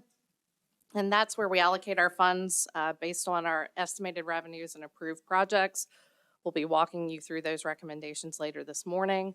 But with our budget, what we are doing with the budget is we're actually looking at projected spending for over 2,000 active projects. So we're taking each one of those projects, calculating how much we anticipate to expend on those projects during this fiscal year and using that to build our agency budget. I'm going to start with our transit program. The majority of the funding in our transit program, almost all of the funding in the transit program is directed to specific programs by the Code of Virginia and by federal law. So the breakdown where we've got 32% going to WMATA for capital and operating funding that goes to NVTC, the 18% of which is WMATA dedicated, all of that is driven by the Code of Virginia, and those aren't discretionary decisions of DRPT or the board. Same with the size of our operating assistance and capital assistance program and our smaller programs like the Transit Ridership Incentive Program. So the budget that we have before you today reflects that variety of different types of funding and how we are allocating that and using that to deliver our transit program. Same on the rail side. On the rail side, our funding is directed to rail preservation, rail industrial access, and our freight rail program, all by language that's in the Code of Virginia. This is primarily state funding for the rail program. We do have some discretion in making a recommendation related to our rail planning program. We have increased that recommendation a little bit just to give us some more flexibility in terms of preparing for federal discretionary programs, doing more applications to bring more federal funding from FRA to the Commonwealth. So in total, our agency budget for fiscal 2024 is a little over $1 billion. This is in line with what the size of our program was like in 2023, which was, I believe, the first year that we were over $1 billion for the agency budget. You'll see that the majority of their revenues do come from the Transportation Trust Fund, and this all ties in with the presentation that Ms. Farmer made just a few minutes ago. This slide will kind of walk us through what the Secretary mentioned just a few minutes ago. Our agency budget by Appropriations Act, we're allowed to take down 5% of the Commonwealth Mass Transit Fund, the Short Line Preservation Fund, and the Commonwealth Rail Fund to be used for DRPT operations. What our draft budget this year reflects is a 4% takedown off of those programs based on our agency needs. We are going through a much more detailed agency operating budgeting process than we have in the past. And we are looking very hard at what we need from an operations perspective, what we need for staffing and resources to deliver the program. Much like Ms. Farmer said, we are seeing an increase in our agency operating budget needs, primarily driven by increased personnel cost. So this does reflect a 7% increase over fiscal year 23. But we're still only, if you compare the size of our operating budget to our overall operating budget, we are using we're basically less than 2% for our operating overhead of the program that we are directed by code to deliver. So by making that decision, reducing the amount that we take down from the programs, we are sending almost $5 million back to our transit and rail programs in this year's 6-year improvement program. That brings my total, Mr. Secretary, to $21 million over 3 years. Well done. So in closing, just to counting. And counting. To just wrap up, in terms of our budget, it is about $1 billion. The majority of that is in our transit program. Our rail assistance program is about $25 million. Our agency operating budget is just less than 20. And we do continue to pass through a significant amount of funding that ultimately goes to the VPRA. That's $159 million, which is reflected in the budget that you approved last month for VPRA. So when you look at our budget compared to last year, we have seen a slight increase in the public transportation side of the program. That is primarily due to federal revenues, and then a slight decrease in the rail program. Our VPRA payments, which tie into some of what Ms. Farmer mentioned in the previous presentation, and then that slight uptick that I mentioned in our operating budget. So pretty much on par with where we were last year. And with that, we will continue to refine our budget as we work through the next couple of months with the 6-year program, and we'll bring a final budget to you for approval in June. With that, I'm happy to answer any questions. Thank you. Questions, Mr. Merrill? Thanks, Jennifer. In terms of the budget, you showed that roughly 400-something million is for Ramada. And I know that there's a lot going on with Ramada, but are there any implications on Ramada's fiscal performance in relation to the DRPT budget? So our budget is, and the amount that goes to WMATA for that capital and operating assistance, it actually goes to the Northern Virginia Transportation Commission. And that set aside is established in code. So it is a 46.5% takedown off of the Commonwealth Mass Transit Fund. There was some language that was in the Commonwealth Mass Transit Fund bill that we briefed you on last month that allows, that requires that be matched at least dollar for dollar by the localities. So as long as our share doesn't exceed 50% of the Virginia subsidy, that amount is set by code. With the ongoing challenges with WMATA, and they just adopted their fiscal 24 budget last week. I don't remember, it's just Tuesday. It was last week. Yeah, last week. Their 24 is looking okay, but things are going to get much more challenging in 25. The secretary and I are meeting with the general manager coming up, I think, on May 2nd to continue that conversation with them. I will tell you, Mr. Merrill, it's a great question.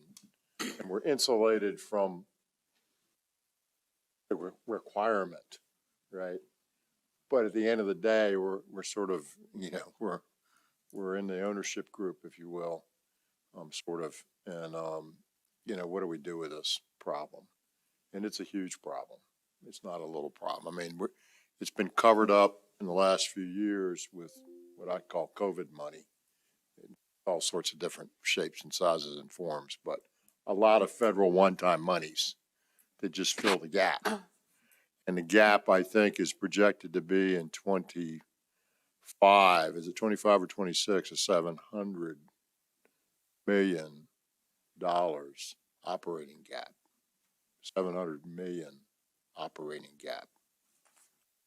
Mr. Secretary, if I might add, I mean, that structural funding issue on the operating side for WMATA is not a COVID-driven issue. It's something that has been on the horizon for Correct. a long time. COVID has just exacerbated that, and so it was. COVID exacerbated, but also helped fill it. Helped fill it because for- we for a just threw time. money at it, right? Yeah. And I hate to say it that way, but that's the truth. The federal government gave a bunch of money, like they gave a bunch of people a bunch of money, and it covered up that problem as the hole got deeper. I mean, they knew it was coming. It wasn't, it's not a surprise per se, but so we're, we've got a lot of work to do. And it's an interesting arrangement because of the folks that are involved in it. It's not so simple. And everybody has a different view, and the federal government is sort of perhaps not taking the role that they need to take. And when the federal workforce doesn't use Metro, it's a huge impact. It's a huge impact. So there's not an easy solution. We're rolling up our sleeves. It's going to be a tough one to figure out how to fix this thing. But at the end of the day, I think everybody would say that Metro has done a heck of a job on the development side of Northern Virginia. If you just look at the economics around their stations, it's pretty profound. But at the same time, we got to be able to pay the bill, right? And so we'll be working really hard on that in the next months and years, try to figure out a solution. And I don't know what it looks like yet, but it's not 150 million, it's 700. So big deal. Thank you. Anybody else? I have Yes, Ms. Sellers. it's kind of related to this, but the federal government gives these transit incentives. Do they review those on a consistent basis to see to update the amount that they provide to particularly federal employees? I have no idea. You don't know? They are reviewed on a periodic basis, and they do make adjustments based on inflation and cost. And are those pretty accurate? I think you're deeper in the weeds than we get. Okay. I have great staff that we can look into that and get back to We're you. I going to can't get remember deeper what in the those numbers are. weeds, Ms. Sellers, as we try to figure out what the answer is. But But I mean, that is the federal employee benefits and the employee benefits for commuting offset, how the federal workforce moves. And that does, I mean, there are a lot of transit systems, particularly in Northern Virginia, that benefit from employees getting that benefit and folks using the system at a reduced cost to them that's picked up by their employer. Is that a pay-go, though? Is that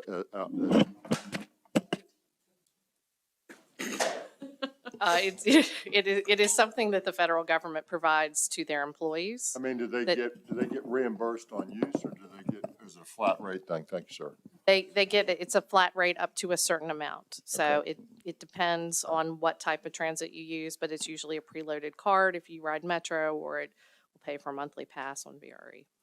And my understanding is it doesn't roll over month to month, it resets. So if you don't use that amount, it reverts to the government. That, I don't.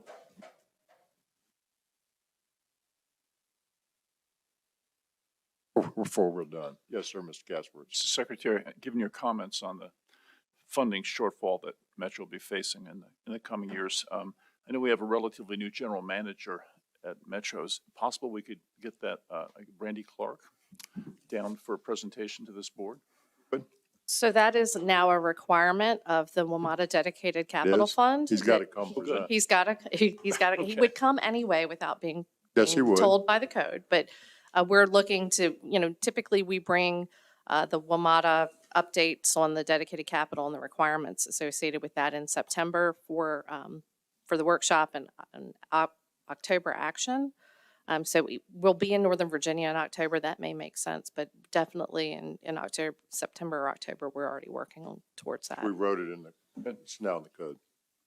Thank you. And I will tell you this, I'm optimistic with Mr. Clark, and I think a lot of folks are. We think he's a smart guy who gets it, and he will figure it out and make it with the rest of us and his supporters, make it what it needs to be. But it's a heavy lift, Scott. Excuse me, Ms. Casper. Yeah. It's a heavy lift. So it's and he's inherited a lot of worms. There's lots of there are lots of issues. To his early credit, he's returned the trains to automatic control after, I believe, a 14-year hiatus, or he's in the process of doing that. One of his guys decided to do that on their own. It has not happened yet.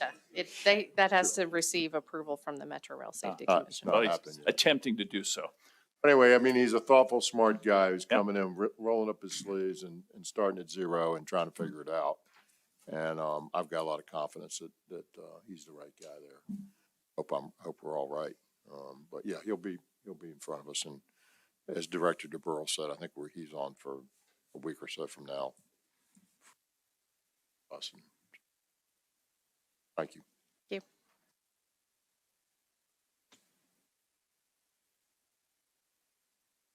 All right, the next item on the agenda is Ms. Pryor with the draft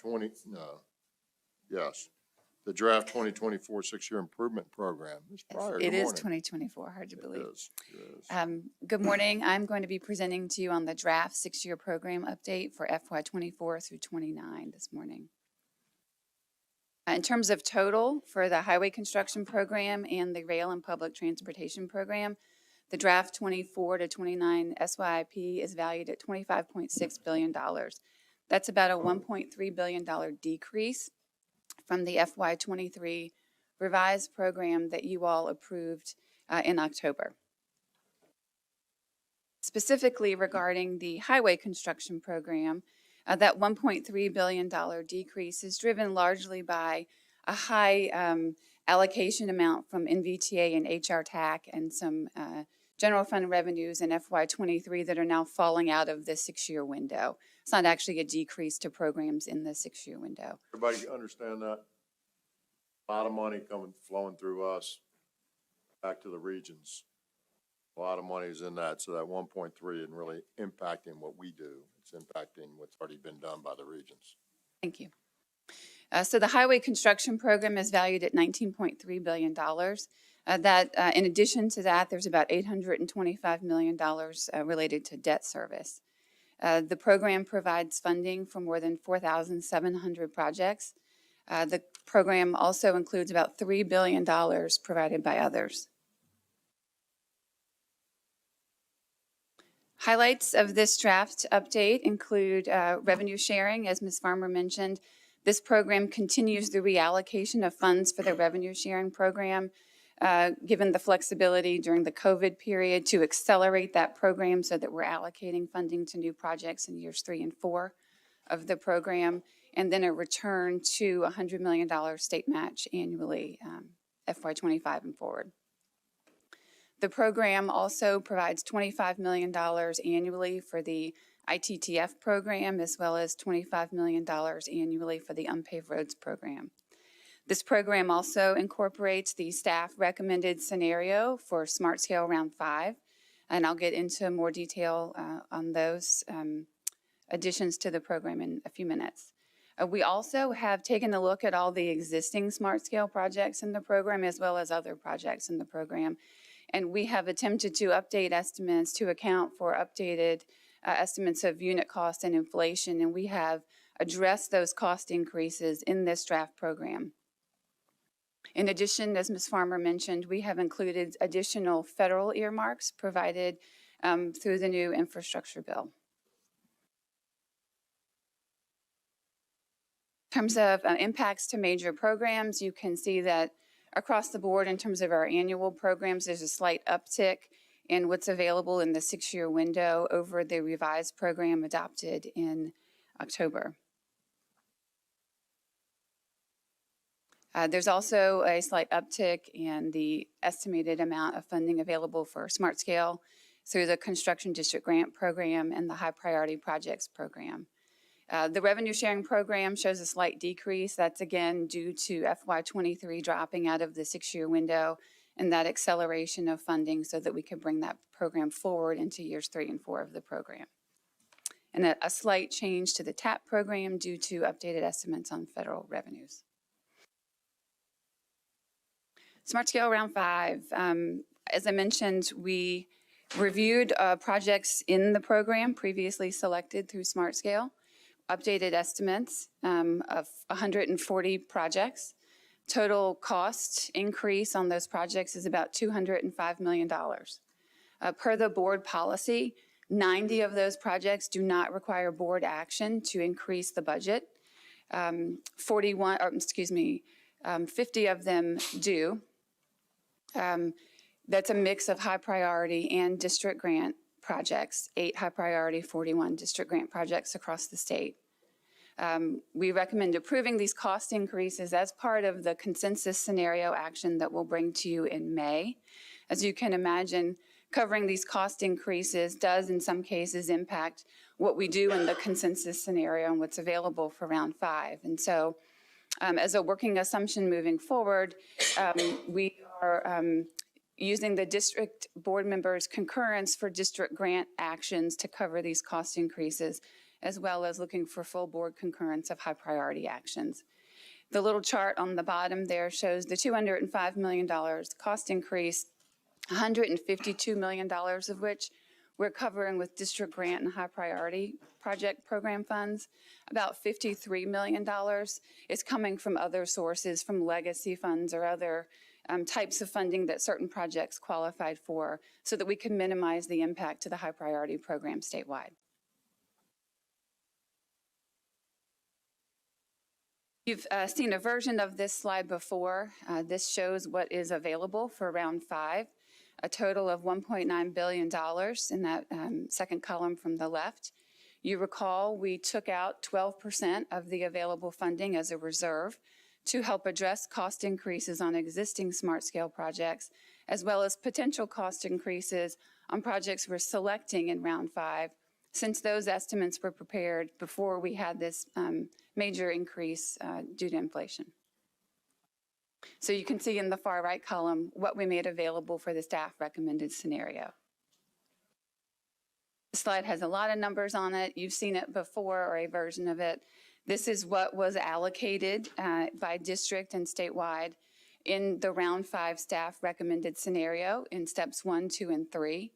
In the far right column, you can see what remains to be allocated as part of the consensus scenario. There's a total of about $77 million in district grant across the state, as well as $90 million in high priority funds.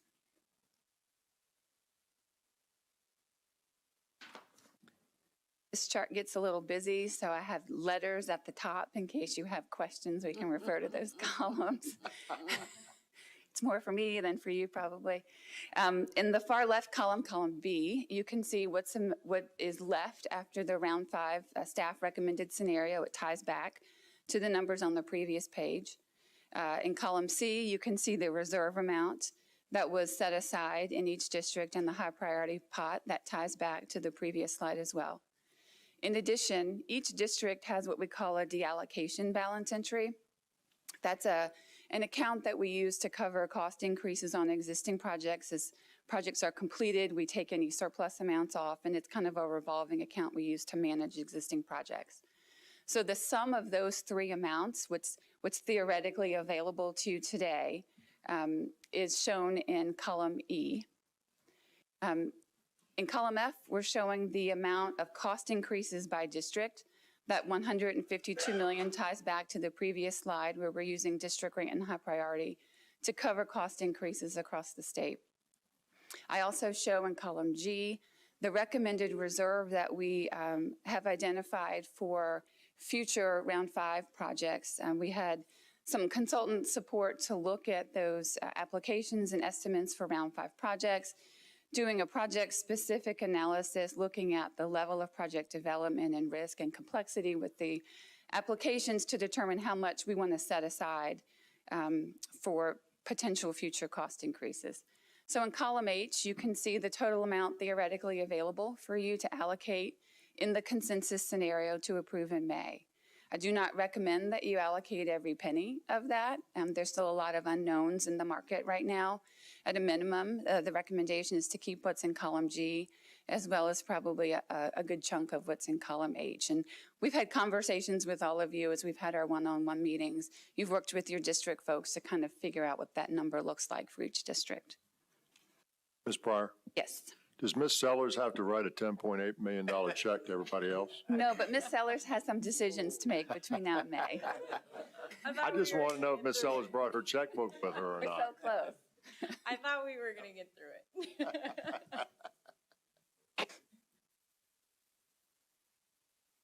it. So moving on from Smart Scale, unless there are any questions, I'll pause here in case any questions on that. We've also added some bridge projects through the SGR program. Over the last year in FY23, we allocated a lot of bridge money for structurally deficient bridges. So between covering cost increases and what we'd already allocated, there's not a whole lot available to allocate in this current draft program. However, we were able to add a few projects as shown on the slide, both local bridges and VDOT owned bridges. In terms of VDOT and local paving through the SGR program, we've added about 58 projects, large number of local paving projects as well as VDOT paving projects to deliver. We usually allocate those projects in the first year of the 6-year program. We like to allocate what's available in year 1 so we can get that work out the door immediately. In terms of next steps, we will be holding spring meetings in person in each district beginning April 20th in Hampton Roads is our first meeting. In May, we will bring to you an action for the consensus scenario for Smart Scale Round 5. We'll also be making any necessary adjustments, as Ms. Farmer alluded to, potential changes related to the budget or other changes in assumptions. And then we will bring to you a final program to adopt in June. I'd be happy to answer any questions. Thank you. Mr. Secretary? Yes, Ms. Hines. Just a quick question on paving. I always like to think about this in terms of miles of deficient roadway in the district. And so I'd appreciate just having that information, Mr. Commissioner, at some point relative to my district as we've been closing a gap. I'd just like to know kind of where we are. For the pavement conditions in your Yeah, district. exactly. We were the worst region when I came to this board in terms of quality pavement. And there's been a lot of work done, but I would just like an update. Sure, no problem. We can do that for each one, actually. Mr. Secretary. Yes, sir, Mr. Merrill. Thanks, Ms. Pryor. Again, excellent presentation. In looking at slide 5, we have the 8. There's a 12% reserve of the $230 million. I'm hoping that this is good news here. There's a 12% reserve of $230 million on the Smart Scale Round 5. But then when you skip over to slide 10, the reserve looks more, not as conservative, I guess I'd say. So the reserve for the recommended reserve for round 5 applications is $137 million. So does that imply that we are less anxious about the escalation in cost that frees up a bit more money? So the difference between the original recommended reserve of $230 million and what you're seeing there now is a reflection of what we've used already to cover cost increases on existing projects, as well as a deep dive we've done on the round 5 applications to determine what we actually believe is needed for those projects. Originally, we just took a 12% flat amount. Yeah. And since we made that recommendation to you, we've done work to look at those individual projects. And so this is a more refined number now. So this is an improvement then from the 12%. Yes. Thank you. Anyone else? Thank you, well done. Thank you. Appreciate it. I will say this to you, you know, we saw, and we're sort of used to and educated about it now, but we saw a $440 million crossover number. Which means, you know, it's money we needed that the formula did not anticipate. And the question is, why is that, and what do we do going forward in terms of, you don't want to continually have that happening. So we'll continue to look at. Some of it's personnel. We gave a couple raises. The government gave a couple raises, and it has a big impact. When you 5%, or what they were, it all flows through, and somebody's got to pay it, and so you see some of that. But that's obviously a pretty big number, and we want to try to keep that as low as we can. But to Mrs. Hines' sort of point, or question actually, maintenance is first, right? We got to maintain what we have. We sort of alluded to that when we talked about trails a little while ago, but we got to maintain what we have first. And whatever that is what that is. The board gets to set what that is in terms of targets and goals. And we're getting a little bit more aggressive from my perspective on some of that, making sure that our stuff is up to speed. And so that's where we are. But it's a big number. We'll continue to work to have less of that if we can. Thank you. The next item on the agenda is the draft 24-29 6-year improvement program with a host of folks. Where's Mr. Brule? Oh, there you are. And Zach Trogdon and Emily Stock. All. Thank you, sir. Welcome. Thank you. Yeah, we bring all our equipment on the bus from DRPT. So thank you, Mr. Secretary. And I'm going to talk a little bit about just the process we've gone through to arrive at some of the recommendations we have in the 6-year improvement program. I'm specifically going to talk about transit. We have Emily Stock will talk about rail next. So, fewer zeros than the before, but certainly it's works for us. So I will tell you that part of our strength process, we work very closely with our grantees and partners and localities and transit agencies to have good outcomes. And that starts in the fall. In November, we have rail and transit workshops, webinars now, which since the world's gone more virtual. I used to have them in person. I don't know if we'll return to that or not. That's we'll see, I guess. But it's been working fine. People do that, and then we have an application period about 3 months long, from December to February. And after that, we start to apply our scoring and our prioritization in-house to it. And then, of course, that results in the draft SIP program that we're showing you today around this time of year normally. Then, of course, the series, we also take part in the series of public workshops out there, public hearings, along with other VDOT staff and representatives. And then, of course, the SIP, our SIP is also approved in June as well, along with others. So, so with that, I'd like to talk a little bit about the, what resulted in this year's transit program for the process that we do follow. First, I'd like to touch on the capital assistance that we have, will recommend. So our capital assistance goes through a scoring and prioritization process that's been around for a few years called Merit. And anecdotally, I will tell you that just the other day, I got contacted by another state DOT saying, we're looking to develop a prioritization process for our transit programs, and we've seen yours, and can you please connect us with somebody we can talk to about that? So I will tell you that this process has really been working well for us, and is even being noticed by other states. So, Did you note that there might be a small fee? Exactly. Yes, charge? we are very, very. I mean, we're like. So we'll certainly, we'll see what we can work out. We'll bring that back to the board at the appropriate time. So this year, to talk first just about what was requested, we had a total of 135 million over an overarching money requested, funds requested from our grantees, and that was 435 projects total. So you can see there we have 3 categories of projects: state of good repair, minor enhancements, what we call then the major projects. And so I'm going to talk a little bit about each of those categories as well. So for what we are recommending for allocation, you can see there.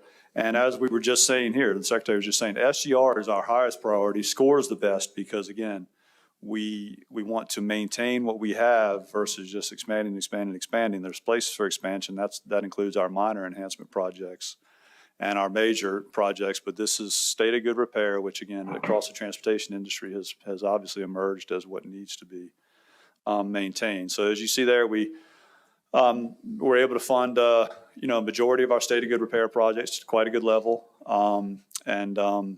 And also some of our minor enhancement projects, the majority of those. So we're very happy about that.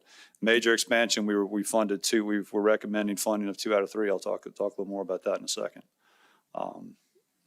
So as far as state of good repair, this just gives you a little more detail about what number of projects we have and then what types of projects. So as you can see, 95% of this goes for revenue vehicles. We should be very happy about that. That means we're giving to things that are on the ground, operating, providing the service that we are supporting our transit agencies to provide. So again, very good outcome of our process, that the right things are getting funded at the right times. That's a big thing about this too, replacing them before they become maintenance nightmares, they become unsafe, things of that nature. So very, very happy about how the process is still working here.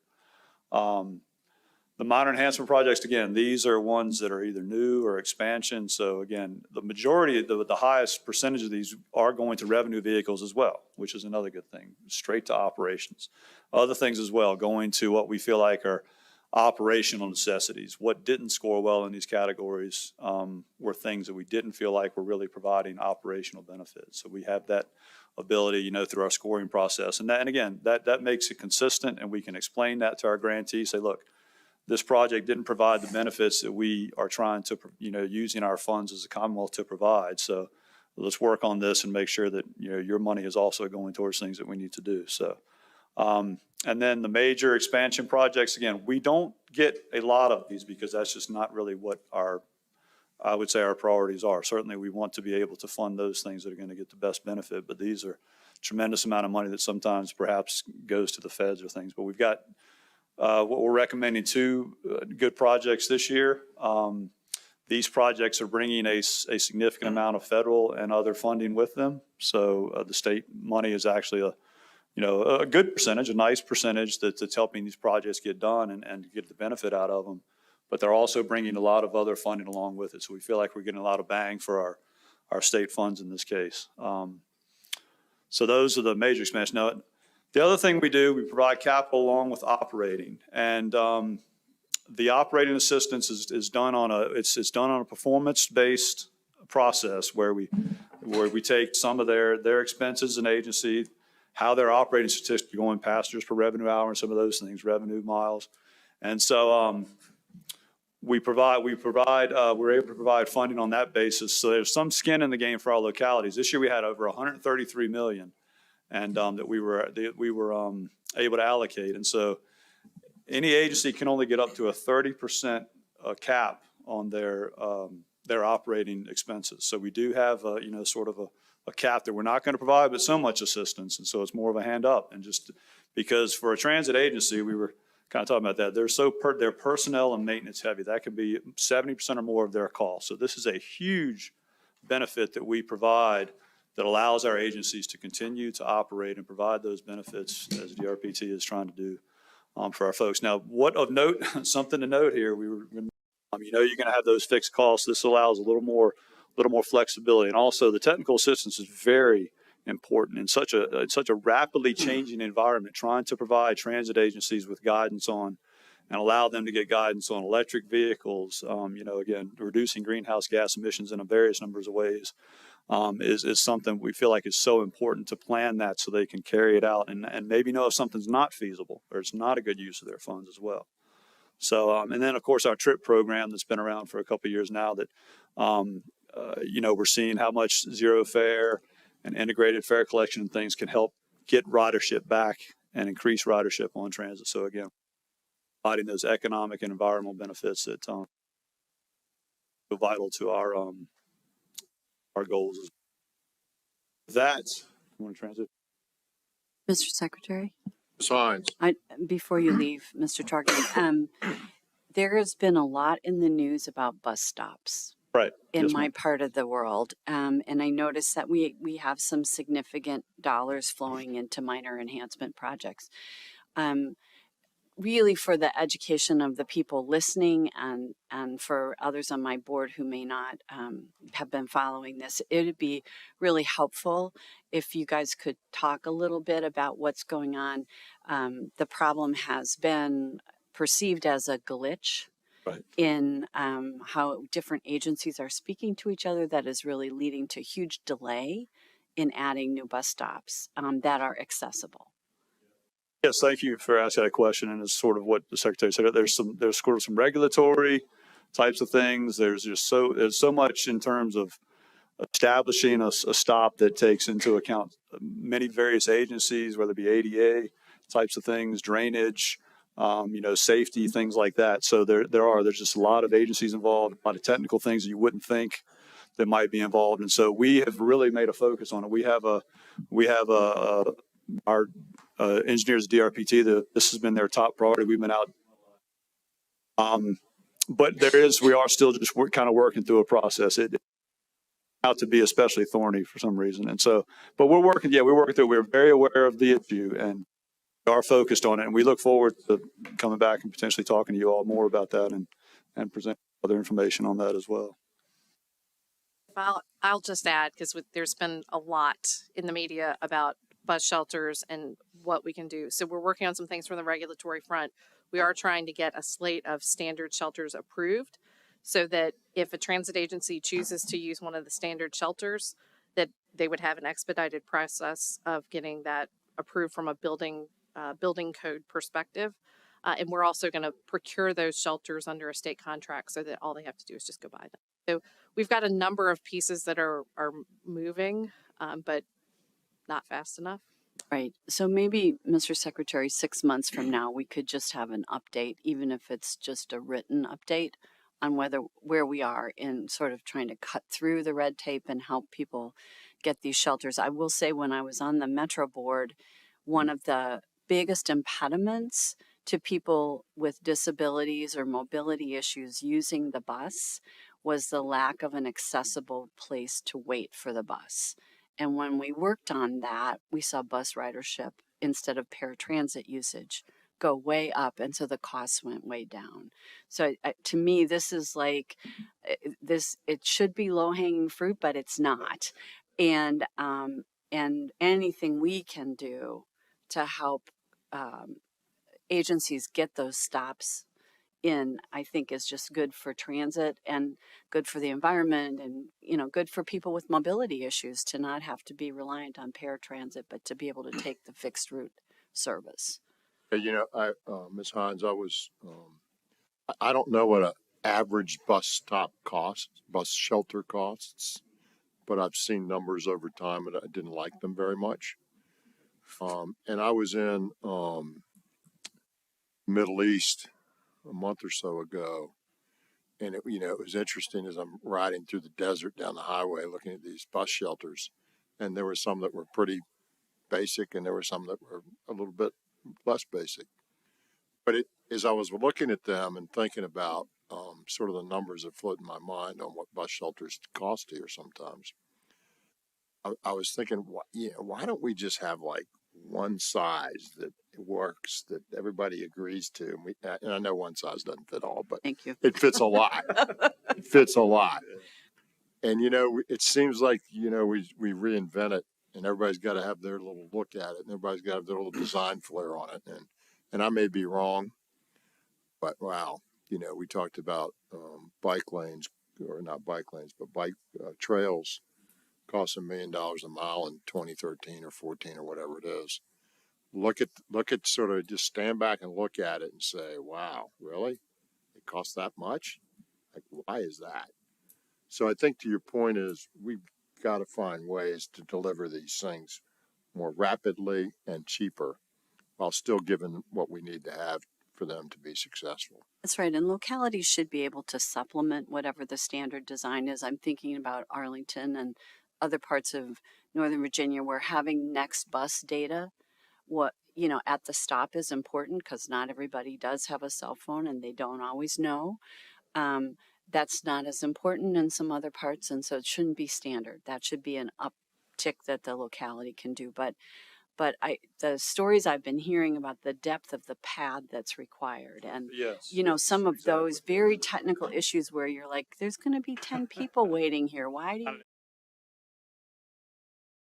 I think we need to find a way to remove as much of that as we possibly can. I think you're advocating for less regulations and bureaucracy, and I love it. Thank you. Well, And we're on that. I like clarity, Mr. I'm Secretary. with you. Clarity, yes.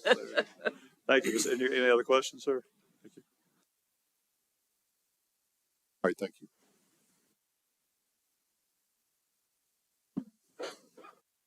Ma'am. Good morning, Secretary Miller and members of the board. I'm presenting today on recommended projects for DRPT's Rail Preservation Program and Freight Program elements of the draft SIP.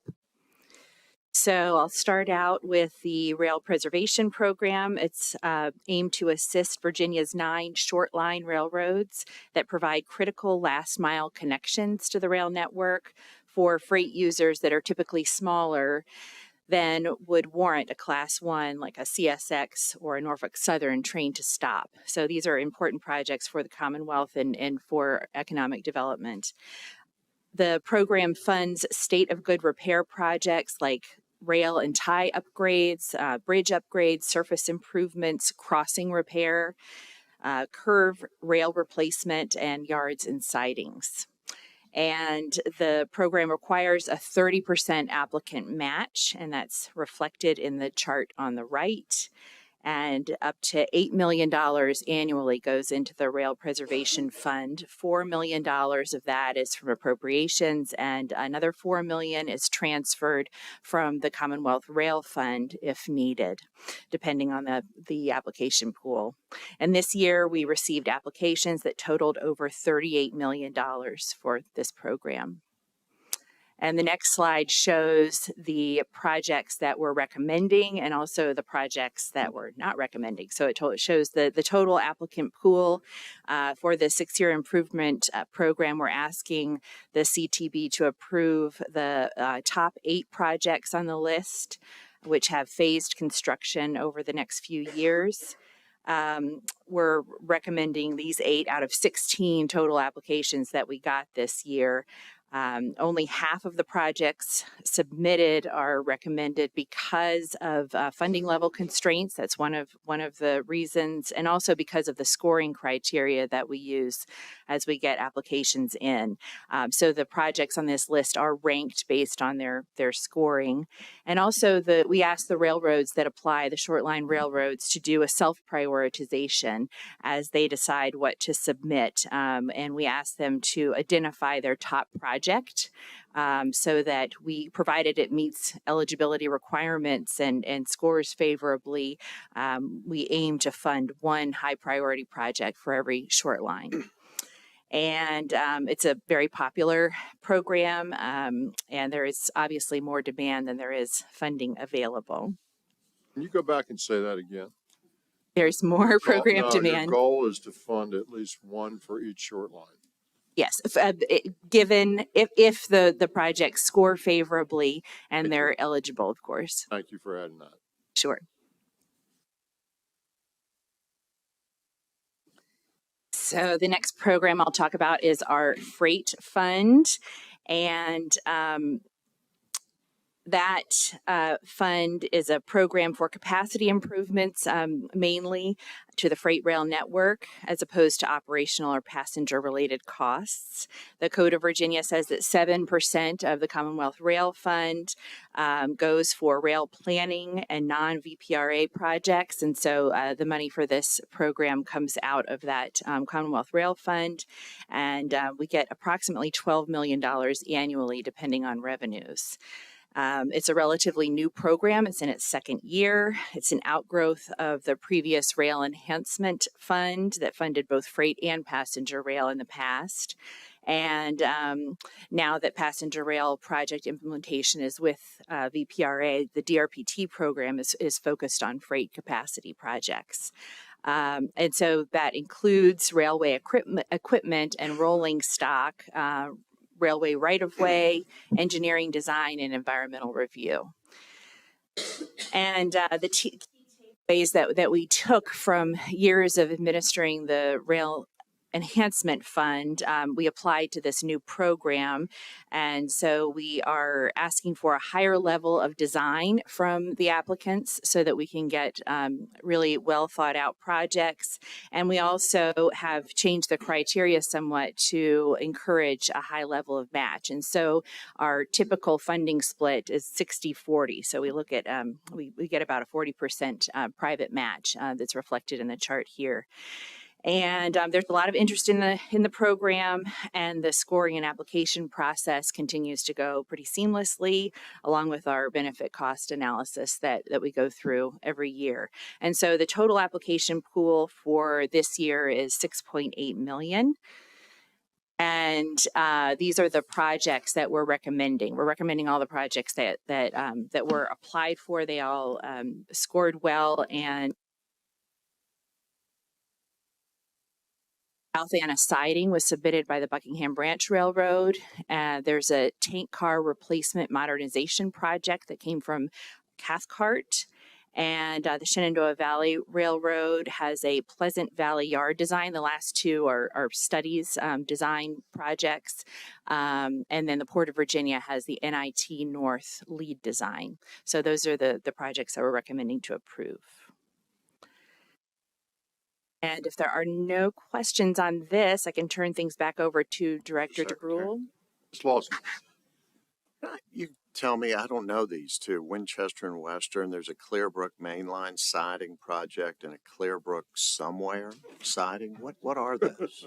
Okay, this is on the rail preservation. On slide 13. Yes. So I have details on the projects right behind me that I can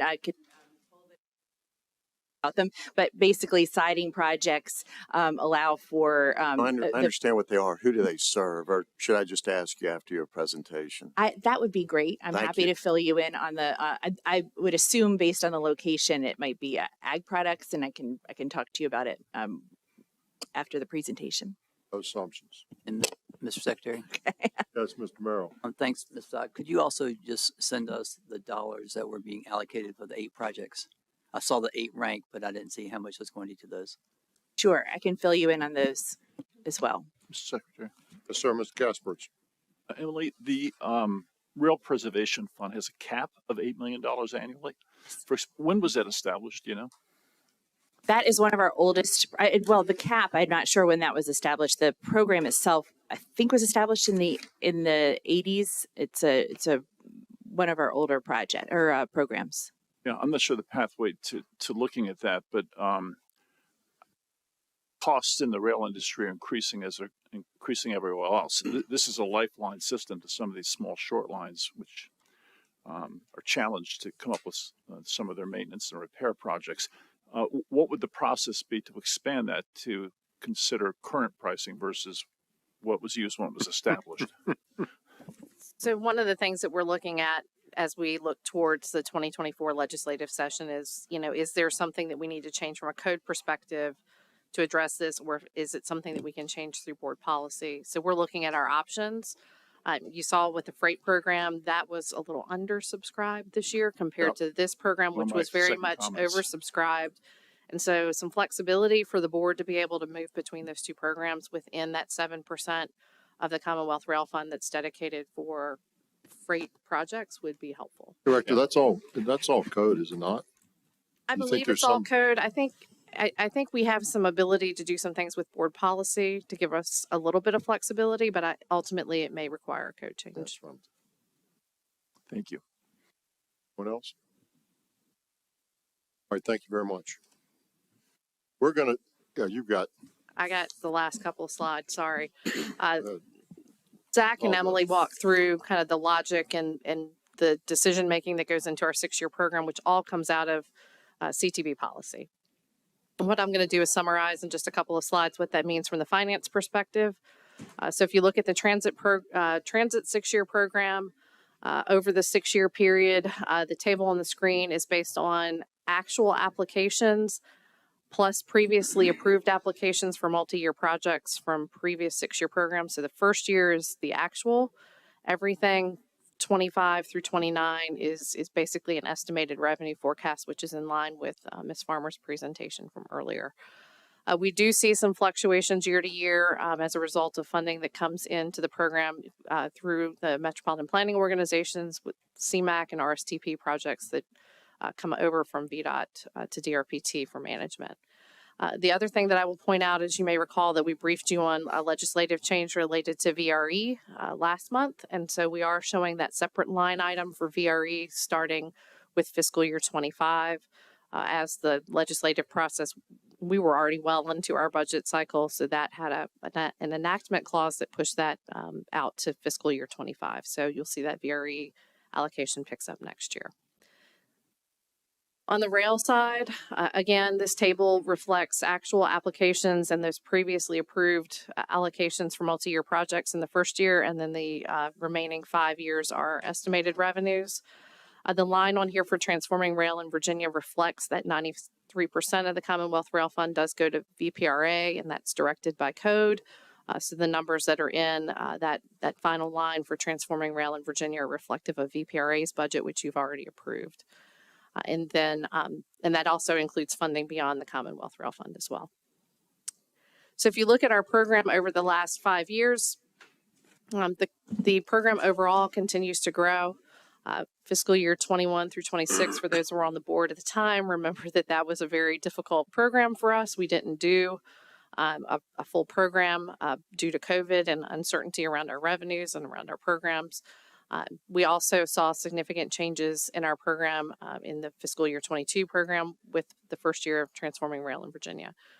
We do see, as I mentioned already, from 23 to 24, a slight uptick in our estimated revenues, but this is all on the trajectory that was established by the 2020 Transportation Omnibus Bill.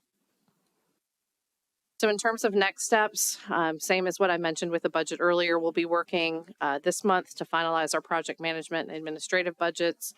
We'll be incorporating any changes that come out of the public hearings that we're getting ready to embark on. We also work with our transit agencies to provide 5-year capital needs forecasts. We revisit those once we make our recommendation to you and release a draft 6-year program with the transit agency, so we can do really good sound projections on the capital side. to include in the 6-year improvement program. We'll come back to you in June to present the final budget in the 6-year program for approval. With that, I'm happy to answer any questions. Questions? Thank you. We're at 10:55 now. We've got a noon break for lunch. We've got probably 40, 50 minutes left, I would estimate. So I'm going to take a 10-minute break. Please try to keep it to 10, get back here so we can stay on schedule. Thank you.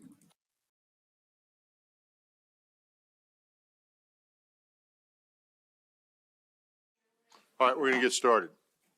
Ms. Chang, thank you. This is a smart scale process review. We have Ms. Chang and Brooke Jackson. Thank you, sir. Thank you. Good morning, Mr. Secretary and members of the board. My name is Young Ho Chang with ATCS, and I will be providing you with the smart scale process review. So the structure of our presentation is as follows. I'll provide you with an overview of milestone, timeline, and really focus a lot of time on our external review, more specifically on the survey response that we received. So we're going to spend quite a bit of time on that in this morning's presentation. I will also provide you with feedback we received from our one-on-one CTB conversations, as well as additional respondent feedback, and an overview of the internal review. And you may remember there are two concurrent reviews going on, the external review by ATCS and internal review by the OEP team. So this is our milestone and timeline chart that you saw on the last February meeting when I was here. Today's April CTB presentation will be followed by June CTB meetings. And we're thinking that we'll come before you both May and June, maybe July. So May, we're going to focus on historical information about smart scale and how the calculations are done and some of the background behind smart scale. We think it might be worthwhile to kind of refresh the board and bring that understanding, level that understanding before the board on the whole smart scale program. In June, I'm going to come back to you again, and we're going to provide you with the first tranche of our statistical analysis and some of the things that we're finding. All this is in preparation for our July 19th Smart Scale Retreat, where we hope to really look at findings and recommendations from the team, and for the presentation of the final recommendations before you all in October. So number of touch points before the board, as well as number of other things that we have planned for the rest of the year.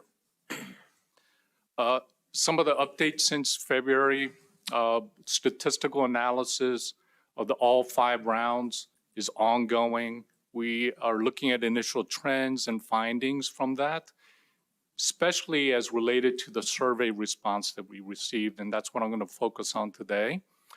We also have added representatives from VML, VACO, and VTA to the Technical Advisory Committee to give us additional perspective. And as you know, many of you, we participate in one-on-one meetings with you to get your feedback on the Smart Scale program. Okay, so the external review, this survey was released back in January 12th, and we closed on March 17th. Now, we extended the survey several times. We added, we sent that out to all 140 General Assembly members. We sent out again to all the localities using a different listing of them to allow for even greater participation. The survey had 17 questions. 12 questions were multiple choice. 5 questions were kind of free form, so they can provide comments. And that's what, again, we're going to focus on. I do want to let you know that the information that we're presenting to you today are from external respondents. So we filtered out VDOT staff, DRPT staff, and consultants from this response to give you a better idea of stakeholder response, okay? All right, So we're going to start with the first, which is just giving you kind of the basics of it. Out of the 1,300 external survey respondents, we received 398. It's about 31%. And you may, is that pretty good rate or not? According to our survey experts, about 20 to 30% is a typical response, and 31% is not bad. We hope for better, but 31% is still pretty decent. You can see from the chart on the right, county staff and city staff represent a good chunk of our groups, if you will. The lagging are the state and local elected officials. All right, starting off, what is your overall impression of Smart Scale? 64% had either somewhat or very positive impression of Smart Scale. Now, only 15% said somewhat negative or very negative. So good impression so far. And the next question was, how familiar are you with the Smart Scale process? 75% of the external survey respondents said we're moderately or extremely familiar with Smart Scale. And when we asked, have you applied for Smart Scale projects in the past? 59% said yes, that they've applied for projects in the past. Okay, the next question, we said, do you think Smart Scale is funding the right projects? 71% of the external respondents felt that Smart Scale is funding the right projects. Overwhelming majority. So next question gets into leverage projects. And the question is this: the Smart Scale scoring process positively weighs applications that include committed project funding from other sources, often regional or local. In your opinion, is this good public policy and an appropriate way to value Commonwealth's investment?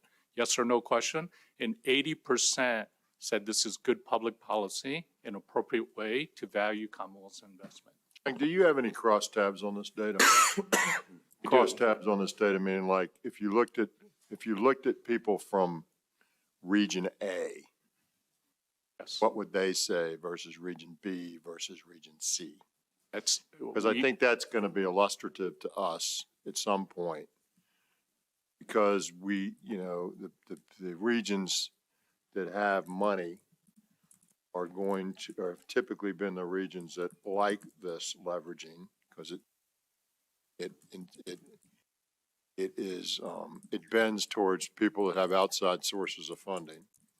Absolutely. And I think people that's that an don't, excellent. so I'm curious as to where the data's, where the answers are coming from. That's right. And that's a very important point that you just made. And I just went back one slide. I do want to point out to you in your slide deck on the, if you look at the lower right corner of this slide, it says see Appendix B for more information. So we try to give you further breakdown of information. It could be by district, it could be by category group, or other things. And Mr. Secretary, we do absolutely have that kind of information where we can break it down by, again, district, by who answered what question, et cetera. Thank you. So it's a little bit harder on a static presentation to be able to provide you with that kind of information. So the next question is, do you think a good mix of smart scale projects are being funded? 50% said yes, 20% said no. Interestingly enough, 30% was not quite sure it's a good mix of projects. So that's something to know. And also, if you look at Appendix C and D, we divided that up by district and by category group. So you have an idea of which district had certain sentiment over other districts. So this is pretty interesting, I think. The next question is, do you think the current process is biased in any way? For example, urban, rural, large, small, different modes, et cetera. 59% felt that there are biases that exist in the smart scale process.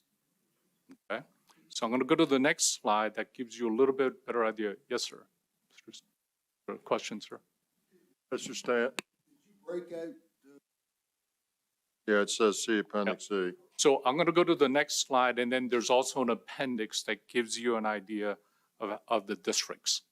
Okay, that's in the Appendix E for your information. So when we ask folks to show us if they answer yes to this question, okay, what are the most frequent areas of perceived bias? So they said urban is one. And so kind of walk with me a little bit. So there were 398 respondents, right? 264 answered this question because you can skip the question.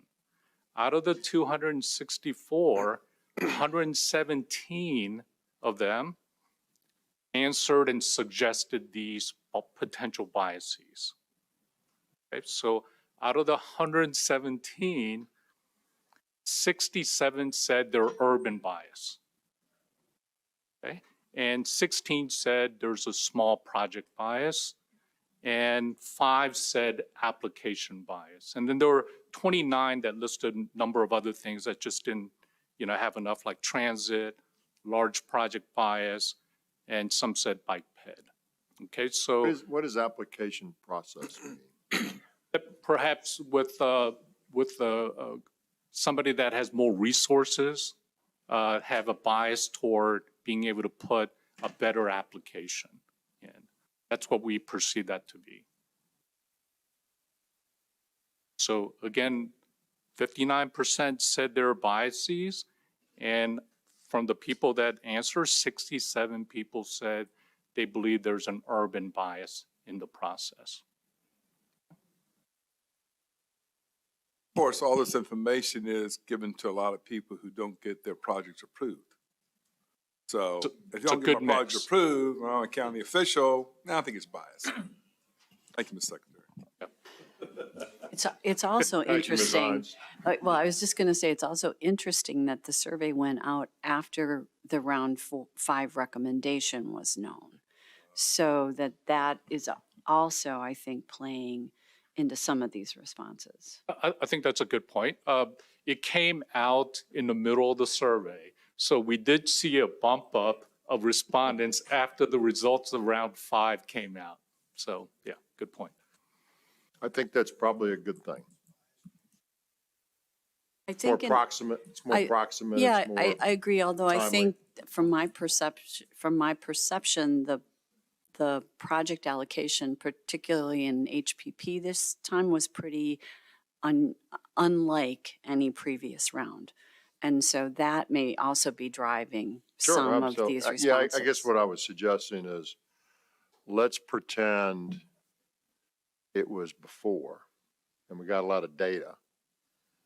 And 3 weeks later, we gave them some answers, and they changed their view. Yeah. And then they gave it, and we don't know their view anymore because we surveyed them 3 weeks before. So, I just think it is. We It's need to interesting. keep that in mind, that that's Absolutely. what was alive Absolutely. for a good chunk of this. Right. And the interesting, I haven't seen the cross tables on the legislators. And I have only one that has written to me directly so far. So at the end of the day, it'd be really interesting to see what they think. And I think you said you had 9? 8. 8 that have responded.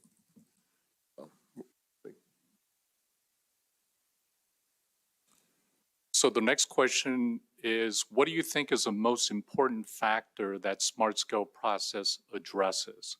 And clear majority said safety was consistently ranked as the most important factor. 62% said this is the most important factor that Smart Scale addresses. We give them a list? Yes, sir, all 6. No, we gave them a list? Yes, we And listed the they- 6 so- factors and you rank them. You can move the tile up and down, and this Gotcha. is what they said. Yeah. Yes, sir, Dr. Smoot. Question. This means that funding, that safety, highest ranking factor, or that they believe safety should be the highest ranking factor? I think that's a very good question. just like the question reads, I believe the question reads what it currently addresses. What's the most important factor out of the 6 that the SMART scale addresses? I think it's about, we gave them 6 to choose from. Right. And we said, these are the SMART scale factors. Which is the most important factor that SMART scale process addresses? And you answer it. So to me, what I would answer would be, of the things that I've been given, which is the most important one I think that SMART scale addresses? And safety was, you would understand that. It doesn't get to what you're trying to get at. Question than what do you think should be Exactly. the most important factor? Yeah. Can I get to the next one, Dr. Smoot? Because you're way ahead of me. Reading ahead, Dr. Smoot. So the next question was, what are there other factors that should be considered? And we had 37% of the responders actually responded. So remember, you can skip a question if you want. So a little over a third. Out of the third, 37%, 67% provided an answer. Okay? And the most mentioned. Did we give them things to pick No, from? this is free form, This is so you just open-ended. respond whatever you want to. We didn't give them any, set factors. So equity was a most mentioned, and I do want to give you a number on this, okay? So 21 respondents said equity, 10 said livability, non-motorized benefits was 6, and resilience was 5. So I do want to give you kind of scale. People said, yeah, we need to add more factors than the 6 that we currently have. And again, 21 said equity. Okay. Yes, sir. Mr. Kasperitz and Mr. Stant. How would we define livability in this context? I'm surprised that we saw that come up uniformly without We didn't having, define it. They did. giving them a script. So livability, how are we interpreting that, at least at this point? Wait a minute. Time out. They came up, did we group words that were like around livability, or was it all the same word? What we did was we picked out words using our algorithm. There were 21 words. 21 words. Well, there were 21 respondents had something to do with we should be fair to everyone in the equity. So we said that goes in the equity bucket. Livability gets into quality of life and other comments that kind of fits into the livability.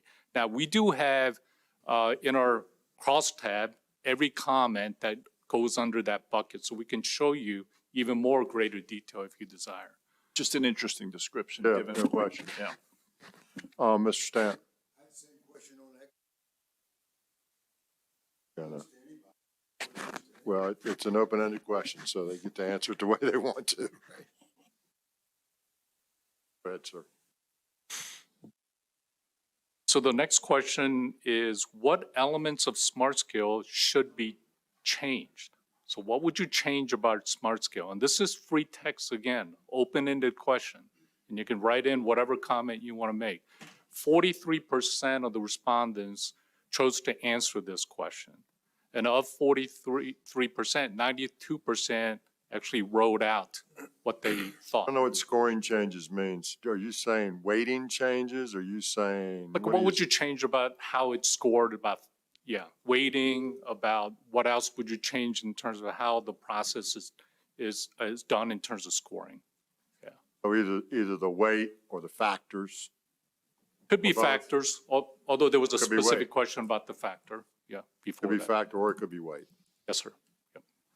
So I do want you to note a couple things here. Scoring changes and application process were the two prominent ones. And scoring changes, 79 people said something about scoring changes. The second highest application process was 55%. Okay, so this is what they want to see changed. So I'm going to go to the next slide and we can go back to it. What should remain the same? Scoring. Scoring criteria and application process.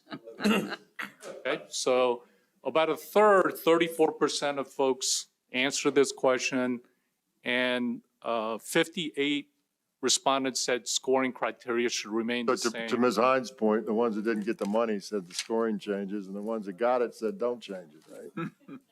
Maybe. I don't know, sometimes when they answer the same thing, that's not a bad thing, that, equally weighed perhaps. But let me get to kind of the key takeaways for now, and I'm going to also give you an idea what we're going to be doing with this information. So starting from the top left, most external respondents felt moderately or extremely familiar. 75% of the respondents said they're pretty familiar with the program or the process, okay? And 59% said that they've applied for smart scale projects in the past. So there's among the stakeholders, a lot of familiarity with the program, okay? Going to the top right, funding the right projects. Clear majority, 71%, said that they felt that smart scale is funding the right projects, with 50% indicating they feel a good mix of projects are funded. Now, I want to just kind of remind you that slide that had the 50%, 20% said no, good mix of projects are not being funded. So 30% said not sure. So it's not 50 and 50, it's 50 and 20. I just want to give you that context. And going on the lower left, changes to the smart scale process. And as we just went over, the top two scoring criteria and application process were the ones that people want to change and the ones people want to remain the same. So interesting information. In the lower right, 59% of those who responded said that they believe there are potential biases in the program. Any questions or thoughts? Dr. Smoot. Dr. Smoot? Regarding potential biases, positive or negative? Oh, no. I think whenever there is a bias, there's some perception of, favoring certain projects over another. Now, the question, and we have a slide later on that discusses this, and one of the CTB members reminded us during our one-on-one meeting that some of these outcomes or consequences were intended. That's the policy of the board to say, these are the things we want. So if some perception exists in terms of a bias, maybe it's more of education explaining this is the policy of the board, and that's why you see some consequences that come along with it. So I don't know if I answered your question well, Dr. Smoot. You are, and to me, that's not currently bad. No, I mean, if you have a bias. Bias to fund sound projects, for example. That's what your bias is. We should not have a bias just to say, okay, there are 100 counties in Virginia with a population of whatever, and then just throw the money out accordingly. This is all information to help inform us as we move forward in our process and apply this and other information that we have to make decisions. So, and you start breaking it down to how many people and who they are and what their bias is, and it's good information. But I don't think it hamstrings us. I think it helps us. How I would use it. Yeah, so what we're going to do with this is now we're going to compare the perception to what's been happening in the 5 rounds. So we're going through the historical data to understand better what's been happening. So is there a urban bias? Is there a small project?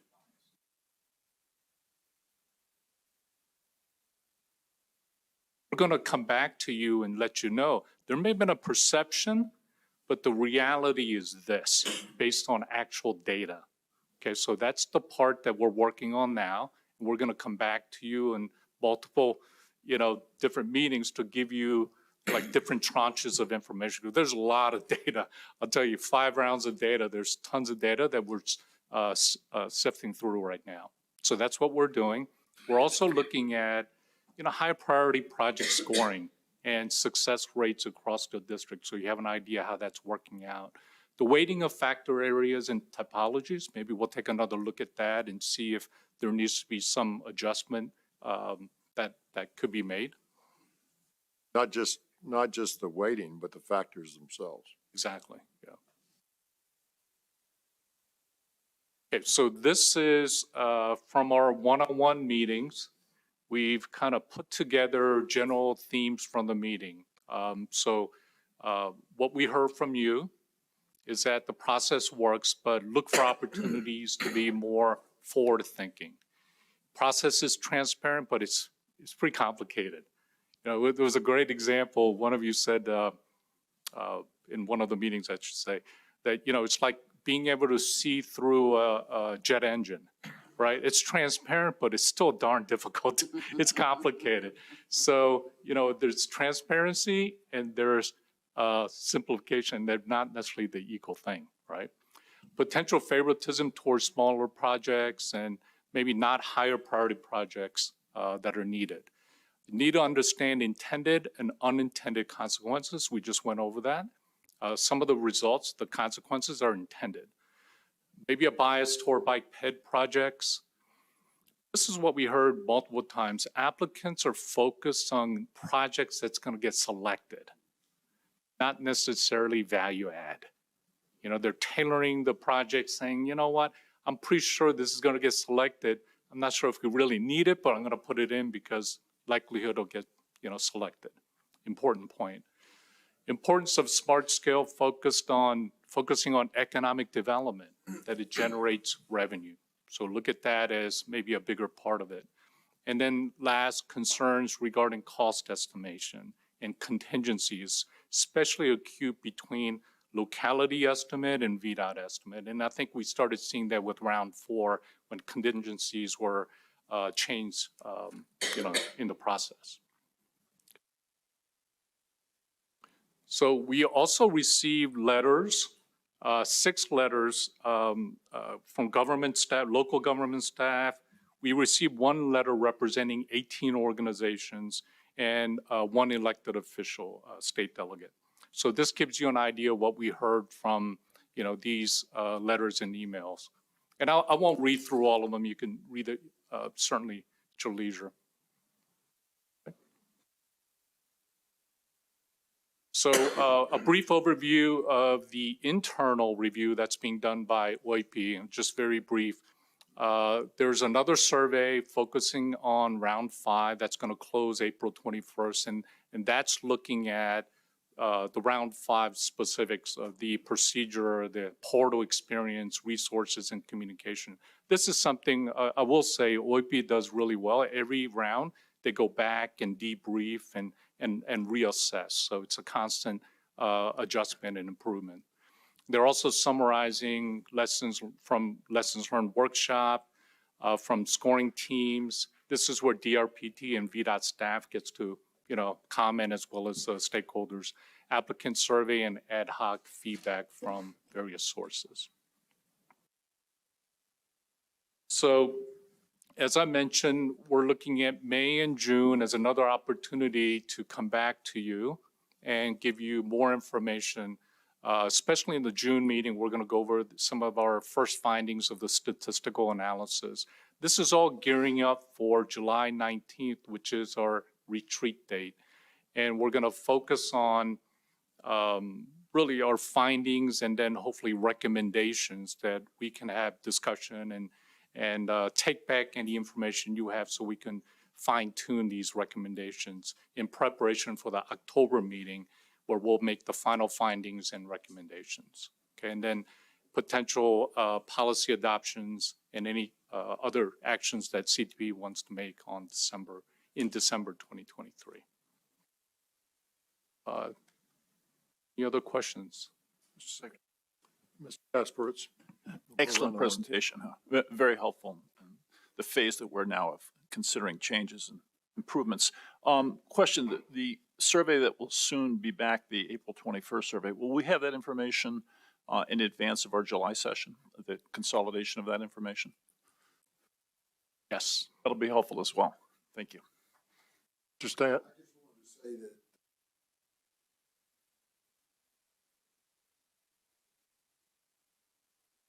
Coleman and I, questions that we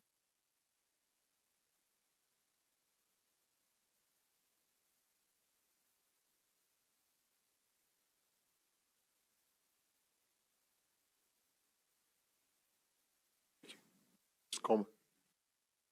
My question is, on the surveys, as I understand, there's a $10 million bar, that any of the applications that fall below that bar, there's a multiplier effect in the scoring process. So you could have a limitedly project that may not be as good or may not be good at all. This score is very high and might get accepted because of the low amount of money. Is that did your surveys, because I saw bias and I saw the bike and pedestrian skew. Burke gets to answer that. Thank you, Mr. Coleman. So why we divide by 10 is more to make the smart scale score Back up a second. Why we divide by 10. for the dollar amount. Right, so you need to explain that because he didn't tell you, he said it gets a multiplier effect, and now you're dividing by 10, so you got to tie them together. So we divide the cost by 10, which ends up being a multiplier if you're under 10 million, but that's not necessarily changing your chances. It is to make the number more consumable. If we did not divide that number by 10, your smart scale score would be decimal dust. And it needs to be something that you can grab onto. So it does not change the rankings. It fundamentally does not change the smart scale score. It fundamentally does Everybody not give you gets a divided by different 10. chance. Yeah, it doesn't give a different chance. It doesn't change the data. It just is something that is more digestible for the public. But you're saying, what Brooke is saying is that the formula divides every cost by 10. Right. So that the resultant answer isn't 0.135, it's 135. 13.5. Right? And everybody, whether you're a $1 million project or a $1 billion project, gets divided by 10. If you did that across the board, it wouldn't change anything. Because nobody's treated differently. I recall seeing the scores and how they came down across the 6 categories. And when you get the number at the end, but the actual scoring number was higher. So how do we get there? How does it, I call that a multiplier effect. If it's not a multiplier effect, what is it? So we have run the scenarios in this way, and we can provide that to you. I think you'll see that it's the exact same scoring results at the end, Okay, maybe no we can matter go way. over it. Yes, so we do have that available Merrill, right is it now. you, Mr. Merrill? So I'm with Mr. Coleman here. As I look through all the projects that were submitted and their scoring, I understood the formula was you take the benefit score and you divide it by 10 million. So if you had 2 projects that had comparable benefit scores and one was 5 million and the other was 10 million, our calculations showed that the one that was 5 million was going to get an overall rating slightly higher than the one that's 10 million. It's semantics. It doesn't change the way that the score comes out. It's the mathematical exercise comes out exactly the same if we were to do dividing it by the full dollar amount or taking that total cost. As we dividing work it through by the 10. workshop, we'll make sure we see how it works and we get some comfort with it, Mr. Merrill and Mr. Coleman and all of us, so we really understand. So we'll go through some examples and prove it out one way or the other. I'll be back in May and providing some context to some of the funding scenarios and how it works and help with that process. And you can certainly work with her individually, not as a group, but individually, to work through that as well. I just want to thank you for this presentation and for the effort you put into getting the surveys and feedback, because I think it's very important for our understanding and for, recommendations for amendments, if there are any that we need. Thank you. Mr. Secretary? Yes, Ms. Hines. So I'm really pleased to see that we're in the process and that we have this much data available to us. I am thinking ahead to July 19th, which I think is going to be a important meeting for us. And having been through parts of this before, I know that it's sometimes difficult to wrap your minds around the changes that we might be being asked to consider. And so I don't know what the plan is to brief us up in advance of that July 19th, but I think it would be a real mistake in terms of the process if we see it for the first time, 2 days before or something like that. So my request really is, once we get through that June meeting, I think everybody's going to need a briefing, and the documents that you're using to brief us need to be on the web so that the many stakeholders can kind of have a chance to see where we're headed as well, or what the questions are before us, I guess is a better way to state that. So I don't know, Mr. Secretary, if that's possible, but I, for one, would appreciate We'll take it under advisement. I appreciate that. I hear you. It's just, This is a lot. it's This is a lot. complicated. This is a It's- lot. I'm just thinking about the amount of time we've spent trying to understand revenue sharing to discuss relatively minor changes compared to some of what could be before us in smart scale. So I just really think people need time to process. Understand. Me too. Yeah, exactly. Thank you. I looked at my calendar. July 19th is a Wednesday. CTB day already. Yes, it but is. we're holding more time. Is that how we should think about that's it? we're trying to be sensitive to your previous comments. I think it came from you and some It did. others about August. So Ms. Hines doesn't want it in August. Well, I didn't say She that. wants I it in just said I wanted to July, know and when then it she wants was. a meeting before July. Ms. Hines. I just said I wanted to know when it was in August, Mr. No, Secretary. I understand. I think they're all good points, and we're trying to make sure it all works right. Thank you all very Thank much. you. Well done. Thank you. But yeah, I mean, this is,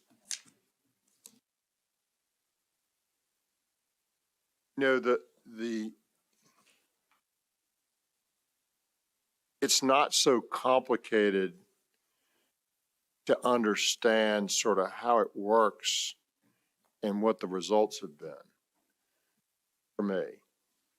The complicated part that I think we face is, okay, so there's some results that don't make sense to us, and life has changed since we set these to begin with. Things have changed. There's been time. And we've got input from all sorts of people and us and, what we've learned and what other people tell us. And we know the thing typically isn't very forward-looking.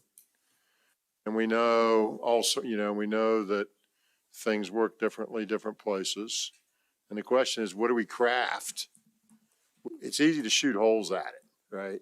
I can tell you what I think is wrong with it, but it's a lot harder to say, okay, how do we make that right for everybody and balance it and come up with something better than we have now? I will tell you this, it's markedly better than the way we used to do it. Yeah. So we're on the right path, and a lot of people worked real hard to get us here. This started back as a concept back when I first got involved, and then your board subsequently, fleshed it out and made it real. And so we're going to work real diligently to get to where we were talking about. Thank you very much. The next item on the agenda is the V-Trans visions and goals. Mr. Lawson, how are you? I'm doing well, Mr. Welcome. Secretary.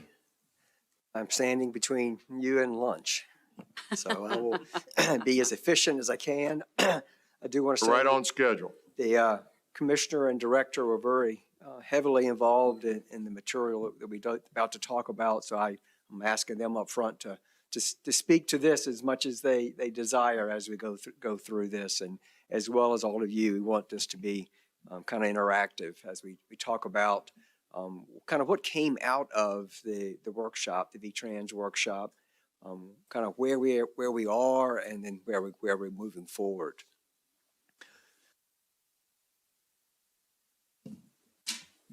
Gotta find the clicker. So today, what I want to talk about, are what we kind of have crafted as a vision and goals for you to consider coming out of the workshop, and again, where we look to go. Again, just as a reminder, in terms of the process, we are looking at kind of the first pillow, the first of the 4 pillows, as it relates to the V-Trans process that we plan to work through this calendar year. What we are doing, as we talked before, and I'm trying not to reiterate and go back to a lot of stuff that was done before, but just, for clarity, the vision and goals that we're looking at today are for, what do we want, where do we want to be in 2045? I know every one of you wants to be here sitting at the table, and hopefully you will be. And in 2045, you'll be able to then look back to say, did we obtain what We'd we were like to be able to be sitting at the table in 2045. Whether we're at the table or not, it's a whole different matter, Mr. Lawson. Yes.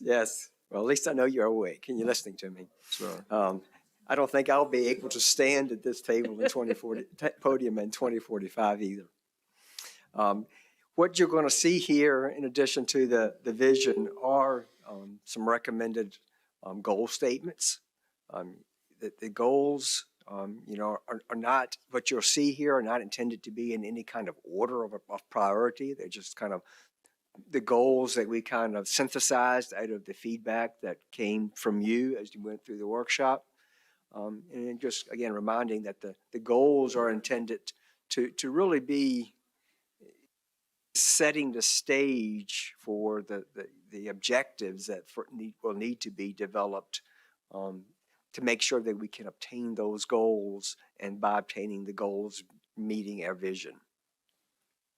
The goals, that we do plan to, the objectives that we plan to bring to you in the June, July period, staff at the agencies and as well as OIP will have a lot of work to do to really put together some very meaningful goals or objectives to support the goals.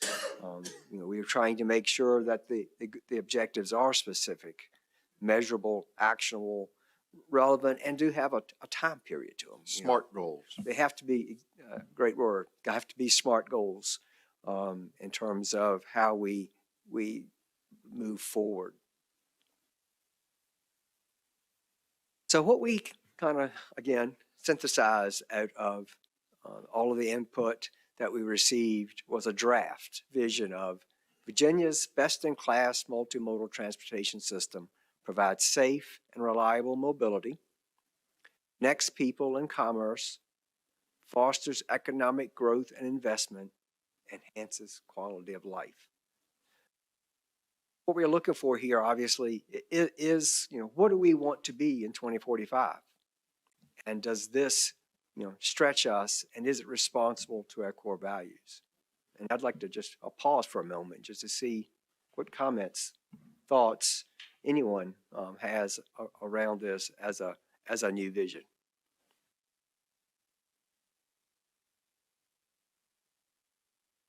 I think it's outstanding. Next page. All right. I like that answer. Gee. I'm just teasing. Go back. Mr. Secretary, Yes, sir, Mr. Merrill. I also think it's very well articulated. I would have one minor suggestion, which is connects people, commerce, and communities. Like it. Good ad. That's a good ad. Great ad. Great, appreciate that. We'll think about it some more. We're not, this is going to be a process. Like, we're in a lot of processes here, but this is another process, so you've got plenty of time to feed back. We just need to make sure we're headed in the right direction. Yep. So then looking to goals. One thing I'll say, the goals that we previously had were, in many cases, I think more specific than what you would think a goal to be. They were almost objectives in some sense. And what we did with the feedback we received from you is try to put together goals that are broader, more, I'll say, they more of a focus area. Objectives will then further refine to say the more specific, measurable deliverables that are needed to get there. And you'll see that all of them are pretty succinct. And I think this one, I think, should go without saying that we want to significantly reduce fatalities and serious injuries. That covers a lot of everything we do in terms of transportation.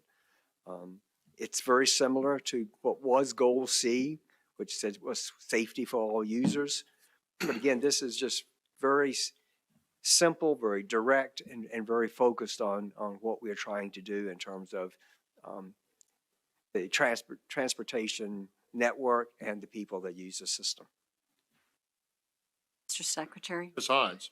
I have an observation here, and it kind of goes, I just scanned ahead a little bit to the goal titles, and the vision does a great job of saying we are striving for a best-in-class multimodal transportation system. Unfortunately, when you leave multimodal off and you say transportation system, people almost always just think roads. And so on all of these goals, I think the way they're stated right now is we need to find a way to say we're about systems safety, about systems preservation, in order to not have people think that it's only about roads, because we care just as much about maintaining our bus networks as people movers, as community connectors.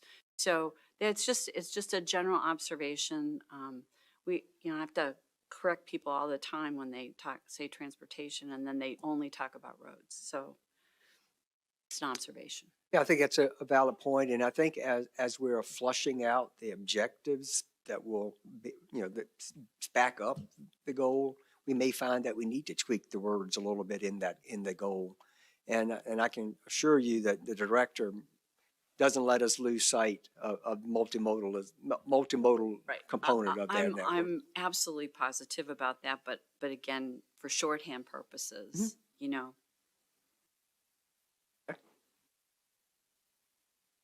Second one is related to system preservation. And I think we certainly talk a lot about maintenance first. And we can't lose sight that a goal needs to be focused on that. And here we're looking at a goal that we will provide a well-maintained and managed transportation infrastructure and services across the Commonwealth.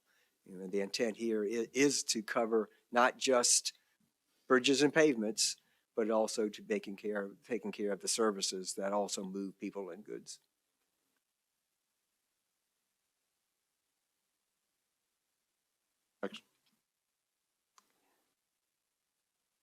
Congestion and travel time reliability. Here, improve travel time reliability by minimizing congestion and providing multiple modes and routes. Again, it's not just roads. It's about how we move people and how we move freight, goods and services. The more people we can put on the train, the less trucks are on the road, et cetera. And this objective, goal to me is really, it may even be the biggest goal in terms of the ones that we have. In fact, if you look at how it impacts everything, because if we can do this, we can make travel reliable by minimizing congestion and having those alternatives. It helps drive economic competitiveness and prosperity, which was goal A before. It provides accessibility and connectivity, which was goal B before. And it helps provide for the healthy communities and sustainable transportation. Again, it kind of brings everything together by doing something that sounds really simple, but we all know it's not. It's hard, and it's a lot of work involved in doing this. And the objectives that will fall behind this or below this will blow that out and really highlight what needs to be done.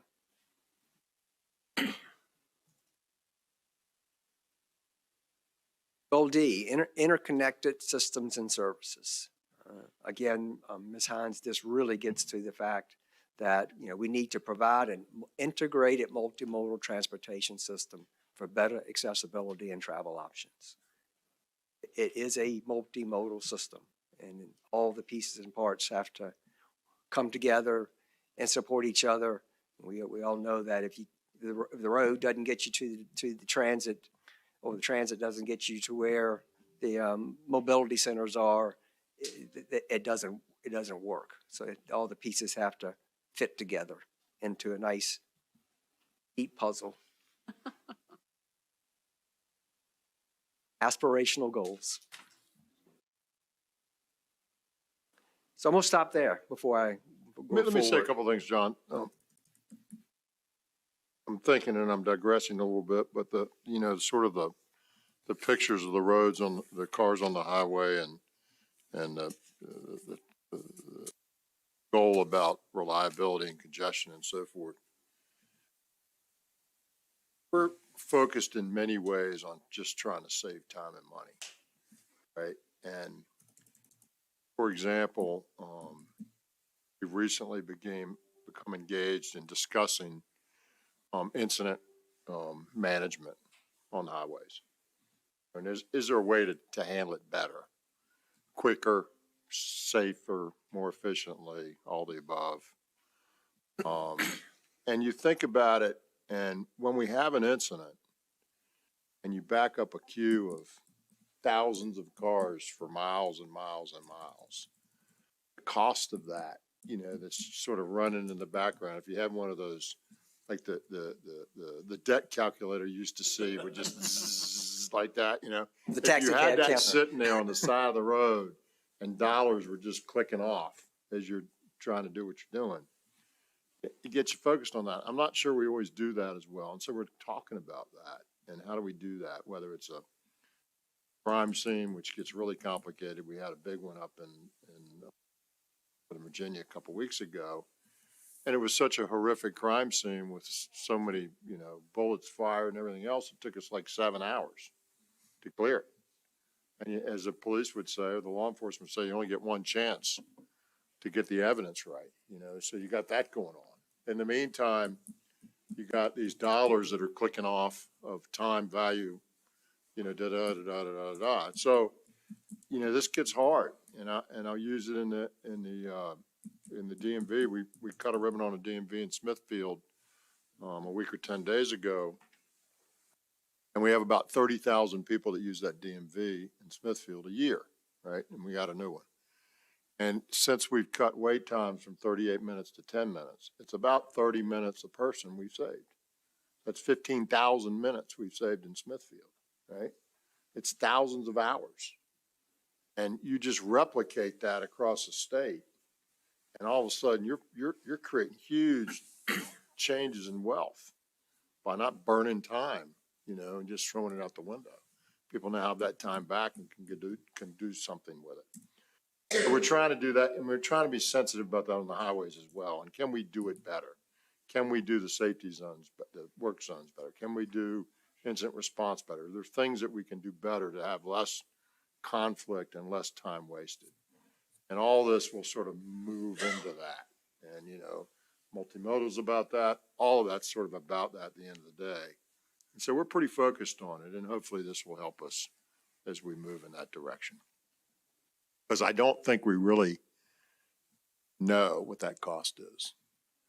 And I bet if we really tried to calculate it across every incident that happens on the highway in Virginia and try to total a cost, it would be a number that would just be astounding of what that cost is. If we assign a per hour to everybody that's delayed, what that cost is, it's big. So the better we can do this, it has a huge impact on us, and we all know that, but it's, we're not just focused on it on this, but also all the different modes that we have. Good, John. what's next. One thing I wanted to, I'm not, not planning to go through these today, but what I wanted to do is bring back the concept of guiding principles. When we talked at the workshop last month, and this is a slide pulled right out of the presentation from last month, you know, we mentioned that the guiding principles were developed back in 2014, and that we weren't really sure that they needed to continue, that perhaps they were more goals or things that the agencies themselves would just do. As we were talking about the vision and talking about the goals, one of the things that kind of jumped out to us is that these guiding principles are almost like core values. And as core values, perhaps they do have a good place in this process. So we did want to just tell you kind of that we kind of had a change of thought in terms of this. And what we are looking to do is come back to you next month and talk about the guiding principles. We're going to look at them with the agencies and determine if we need to tweak them, again, all while we're working on the objectives in the background, because all of these fit together. And so just want to make sure you knew that we were bringing that back together. We do think the kind of having core values in place, you know, to support why we're doing things. This is, you know, if we believe something, we need to be saying how we're going to accomplish that. Again, in June, July, we look to come to you with the draft objectives. We'll look at any refinement that we may have come along with the vision and the goals. We're looking to seek action on the vision, goals, and objectives in September. And as we talked before, this will then support the development of the midterm needs in October, and then a request for approval of the needs by the end of the year in December. Thank you, Mr. Lawson. Any questions? So folks, we're really busy, right? Between this, V-Trans, Smart Scale, Trails, New Trails Office, huge projects, you know, inflation, COVID, WMATA, you know, just going down the line. There's a lot going on for us. But we're committed to making sure we support y'all, this board, as we move forward to make these decisions and give you the information that you need. Just be aware that everybody is running really hard right now. And so if we don't get back to you in a day, it takes a couple of days. So like the sign you see in some of the restaurants, it basically says, we're here, we're the ones here working when the others aren't. So show us a little bit of grace when you go in the restaurant and you're not happy with your service, because there's not enough people there willing to work. So it's exciting times for this board and for Virginia, because we got a lot of good impact that we can have here over the next few months, and we've got money to spend, and we're doing good work. So I'm excited, but we've got a lot of work to do between now and the end of the year. I look forward to working with everybody to make that happen. And this is, you know, critically important for the next numbers of years of this board. You know, we haven't had this opportunity 10 years ago, I guess, almost 8 years ago. So I'm excited about that. Mr. Commissioner, do you have any remarks? Brule, he's deferring to Mr. Brule first. Director DeBrule. So I have my director's report is in the agenda. All of our metrics still look good, and I will pass on the rest of my time to the Commissioner. Mr. Commissioner. Members of the board, I've just got one update. As the Secretary indicated in his opening comments, this week, Monday, kicked off National Work Zone Awareness Week. And as Tabitha said, I believe 25, 26 years ago, it started here in the Bristol district. So something very proud to have Virginia recognized as starting it here. What I'd say is that Monday did kick off Work Zone Awareness Week. This year's theme is Work With Us, which is highlighting the shared responsibility that motorists have as well as our workers have to be safe within our work zones. Tomorrow, you're likely going to see some orange in the room. Tomorrow is Go Orange Day, so if you do have any orange paraphernalia, Should have let us know. I'm sorry. I'll do a better job next year. But Wednesday is Go Orange Day, and so I will be wearing a tie in honor of Work Zone Awareness, as well as many of the other individuals having orange paraphernalia. Tomorrow night, 6 p.m., we will be at the Work Zone Memorial on Afton Mountain giving a vigil, the secretary giving a speech, myself, industry, as well as state police, our partners in enforcing this. And then Friday at 10 a.m., we will be holding a moment of silence throughout the organization in response to, in recognition of Work Zone Awareness. So that I defer. Thank you very much. Great meeting this morning. Lots of great work by our staff. Thank you very much. You've heard from the board how much they appreciate this, the quality and the quantity and of the information. So that's really great. Carol has reviewed the agenda for the rest of the day, and we can check in with her if we're uncertain about that. As a heads up, tomorrow morning we start at 8:30. All right. We probably only have an hour or so to go. In the morning on the action meeting. It would be my forecast on that. And so I'm going to change our depart time for those who are flying out of here to 10:15. 10:15. I think we'll be out of here by 9:30. That'll give you a few minutes to check out and do whatever you need to do. And we'll just try to get you home earlier than we otherwise would, back to that point of giving you some of your time back. So any questions? All right. Thank you all very much. This meeting's adjourned.